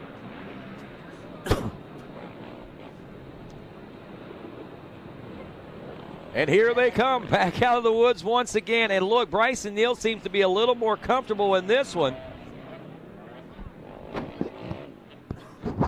And coming toward the finish line, our leaders in the heated battle, the chicane, will tell the tale of the tape as they will be side by side in these final two turns, I'm sure. Can Bryson Neal hang on to it? Will Walker Fowler make the pass? Here comes Neal. Here comes Fowler. Looks like Bryson Neal. Oh, he almost left the door open. Fowler tried to open it up, but now Bryson Neal takes the win at round number one, the VP Fuels Big Buck GNCC. Over 8 months off the ATV, and he makes his way back here. The last time we saw him was at the Weiscoat John Pinton GNCC in early spring 2021. Here we are nearly 8 months later as he goes head-to-head with the 7-time defending champion Walker Fowler. Both riders elated and excited about what just took place there. High fives, fist bumps, and lots of laughs and cheers there at the finish line for Fowler. We see Devin Feehan has checked in the number 3 position. On the number 7, it is John Glada Jr. in the 4th place position. Wow, actually, it would be Devin Feehan in 4th place. It's, and Jared McClure would be in the 3rd place position, if I'm reading that right. So timing and scoring is telling me a little different tale right now. As I look to that, I apologize if I misspoke that, but I believe it's Bryson Neal. Yeah, it is him. Walker Fowler in 2nd. Jared McClure then would be 3rd. Devin Feehan in 4th. John Glada Jr. in 5th. Again, timing and scoring is not showing, at least on my timing and scoring, and now it finally has Bryson there in that position. So Neal, Fowler, McClure, Feehan, and Glada, your top 5 had checked in. Cole Richardson checking in the number 6 spot, 38 seconds back, and had a rough lap. It looks like on that final lap, Adam McGill we should expect to see in that 7th place spot, followed by Josh Merritt. Man, that rider right there having to really dig deep and make things happen as far as his race day is concerned. So that 8th place position for Josh Merritt is one that he should be very proud of, because he had his work cut out for him, to say the least. And that rider right there, a lot of work cut out for him. The unknown variable heading into 2022, will Bryson Neal be ready? Is not Bryson Neal 100%? I asked him before the race, Bryce, are you 100%? Calm, cool, and collected. He said, I am 100%, and 100% takes the win. Mikey Waynes. Well, guys, down here, Bryson Neal, man, I don't know what else to say besides welcome back to GNCC. Oh, man, I'm speechless, Mikey. It's been a long, long road since I last saw you guys last May at the John Penton GNCC. It's been about 8.5 months since I raced at all. And, man, been a long grind. There's a lot of work, and I can't thank the people around me. I had the love and support of my family, my mom, my dad, my girlfriend Brooke, my sister. Everyone around me I had so many people who cared about me. Everyone who texted me, called me after the races, and then kept up with me all the way till now. I really appreciate it. You guys was my motivation. You was the ones that just kept me going, because there's a real conversation that happened after I got hurt, that was we even going to race this year. So to be back here at the very first round, 8.5 months later, and to win it, man, it's something else. It feels great, and we're just looking to, at this point, just get back to work and keep at this thing, man. I got a whole slew of people to thank, and I couldn't do it without every single one of them. Ben Greenwood and Miles Brazil took me under their wing, got my knee bulletproof. If I wouldn't have met those guys, there's no way I would have made it back to this level to compete this early, this quick. I'd like to thank Stu for even putting me in connection with them. Mike Geen, Justin Fallon, and Troy Edelblut, Michael Vanderleyer, Chris Landers at Magnum One Motorsports put together an awesome team this year on the quad, 4x4 Pro, and then they got a stacked dirt bike team as well, and Chris is doing a dang good job. And to start off our first race together as a team and to start it out as a win, we can't be more proud. So we're just build from here and keep working, man. Get back to work. Keep working. Well, hey, you came into this when you were talking to Rodney, and hey, I'll be happy with the podium today. That's kind of the goal. At what point in the race out there were you like, you know what? Screw it, I'm going for the win? Well, like I said, it's been 8.5 months since I raced, and I knew I was in great shape, but I was just, the animosity of all this build-up and all this work to get back to this point. I never even got to race with any of my competitors ride. I didn't know what my speed was like, and I found out about end of the first lap. I was like, man, I feel good. We're running a good pace. There's a little mistake that happened, and Jared and Walker got some distance on us. I was able to bridge the gap, and when I bridged the gap and I was able to track them down, I was like, all right, we're in this for the long haul, because the track today was super tough to pass, super tough to pass, and I knew that if we could get with them, then my fitness, I could hang on all the way to the end. And Walker, Jared, I passed Jared on a hill climb out there, a lapper, got in front of him, I got in the second, and then Walker, we took a split line, and he heard me coming, and he just checked up just enough for me to squeak by right before the FMF or the Racer TV last cameras in the chicane. So My gosh, Mikey, I feel like I'm talking a lot, man. I'm so pumped, but thank you guys. Thank everyone so much, and we're so glad to get this done. Go enjoy that emotional win. Rodney, that is what GNCC racing is all about. Hey, man, 8.5 months since the last time he had a chance to talk and let him know how he feels. And I tell you, and I'm sure at different points he wondered, would I ever be in a position to be able to do this again? And you know what? Give him all the time he wants. He deserves it.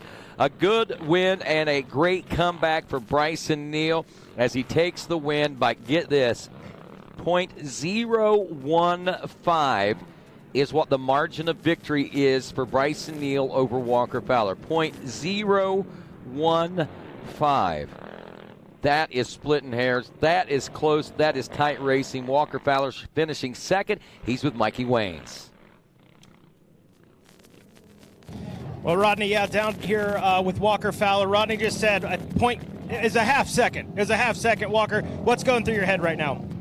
Just there was two tight sections on the track I just could not figure out, and that's on me. Just racer error. The machine was awesome. Given everything going on with me, I felt really good. Just pulled another hole shot. This Moto Experts motor and anti-gravity batteries just get this WFR GBC fly racing Yamaha off to a killer start every year and every race, and got in the woods and just just wanted to do our thing and just try to put a good pace. The first couple races, everyone, a lot of testosterone running, a lot of tempers flaring maybe, so just wanted to be out front, control the pace. Could I have gone faster at the beginning? Yes. Was I comfortable doing that? No. Just first race jitters, a lot going on, but honestly, everything went really well until, like I said, there was just two spots on the track I really never did figure out, and one of those was right at the end, and our lines were going to come together, and I was like, man, one of us has to hit the brakes, and I think we kind of both did, but he had the better line, and I appreciate that, and I gave it to him, and I was just like, no sense killing both of us on the first race.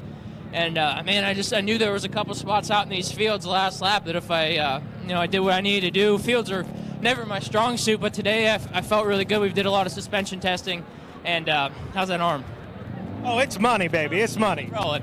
Like I said, there was a couple of these fields out at the end, and then I don't know why, but I thought I had a line right before coming into the last group of fields, and I didn't, and I lost about 4 seconds, and then a lap rider kind of slowed Bryson up. I was able to get a couple quad lengths behind him, and he went wide in that last corner, and I wish I just could have been a little bit closer because there'd have been some Supercross maybe coming in, but all in all, it was fun, good clean race, and Jared McClure had an awesome race. I think it was Devin Feehan back there pushing the group too.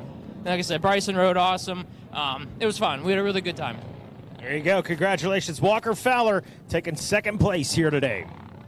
All right, Mikey. I kind of got a little hint that he might have been wanting to pull a Vince Freese on him there for a moment if he could have. I know that's all joking, but wow, what a race. What a finish right there. Walker Fowler finishing up in the number 2 spot. It was 0.015. That's like a tenth of a second, I think, or less. But man, what an amazing feat by both these riders. Jared McClure will finish up in the number 3 spot. He did drop to nearly 30 seconds back.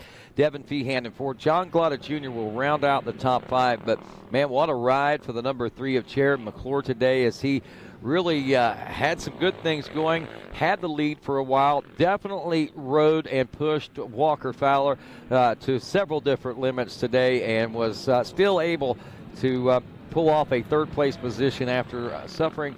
I'm not sure what happened on that last lap. Had to be a little mistake that happened somewhere, but we know under these conditions, little mistakes compound and become bigger and bigger, especially whenever you're looking at it under a spotlight like this, heading towards the checkers on the final lap of racing. And of course, man, what a great performance by Jared McClure, as we call him, Sneaky Snake, but he came out in full Cobra fashion today, set and ready to strike, and still hissing, I think, after this one's all. I think it's going to take a very special snake charmer to calm him down, because he had this one in the bag, it seemed like, Mikey. Yeah, Jared, hey, tough break for you today, but if on the bad days you're still on the box, you got to feel pretty good about that. Yeah, definitely felt like I had the speed to win this one. I was up front there with Walker all day, and he set a good pace. First lap, it seemed like he was a little off, but I think he was just feeling out the track, new year. Man, second lap, he turned it on, and I was like, oh, man, there's the Walker I know. And, he pulled a little bit on me on the first few miles of the track, and you know, it was just a faster pace, and like he just was like pulling a little bit on me. But I put my head down, and like if I could get back up to him, and I did getting into the pines here, and it seemed like I had a little bit more on this side of the track. Whether I was just using a little bit different lines, but I could kind of reel him back in. But then I think he was having rear brake issues or something, it looked like, and I'm like, man, now's my shot. So I just blitzed the line, got by him, and man, I was feeling good. The Elka Shocks, Impact Solutions, GBC tires were working awesome. Can't say enough about the bike this year. The quad's working good. But man, that last lap got a little wild on the hill climb out there, and I just shuffled back to third and was still feeling good, like not tired, but something happened with my clutch, man. I lost the clutch, and I know I was holding everybody up there at the end, but I was like, man, last lap, I'm just holding my lines for this podium. If it was the beginning of the race, I would have let some guys by probably, but not in that last lap. Hang on to it, man. A win is coming your way this season. There were glimpses of you had the lead today, so the win is right there for you, man. What's it going to take for Jared McClure to get P1? Like you said, it's tough. It's tough coming south here. I was down once this year, didn't ride much, but I want to shout out to Mark Spataro, my trainer, man. He's been with me for years. He got me on some killer workouts, and we talked before this, and I said, man, I feel real good shape, real conditioned, and he was doing the workouts too, so he backed it up, and it just came in here ready to roll, and just open mind, and we didn't even build a new quad. We just went over the one from last year and charred it up. So you could do it, man. You don't need to be down south. You don't need to be building new machines. You could come here and compete, and we're hungry for that W. So we're definitely looking for the win this year. Go get it, man. There you go. Sneaky Snake Jared McClure hanging on for that number 3 finish on the day. Wow, Mikey, what a race day. What a way to kick off the 2022 Grand National Cross Country Championship presented by Specialized. They have a national championship, and man, I'm telling you, if that's any indication, I stake the claim the best season yet. Could be this one, will be this one in 2022 in GNCC racing. Bryson Neal takes the win. Walker Fowler in second. Jared McClure third. Devin Feehan in the number 4 spot. Then John Glotta Jr. in 5th. Cole Richardson in 6th. 7th was Adam McGill. Your 8th place overall finisher from Acme, Pennsylvania, XC2 Pro-Am class winner Jay Chandron.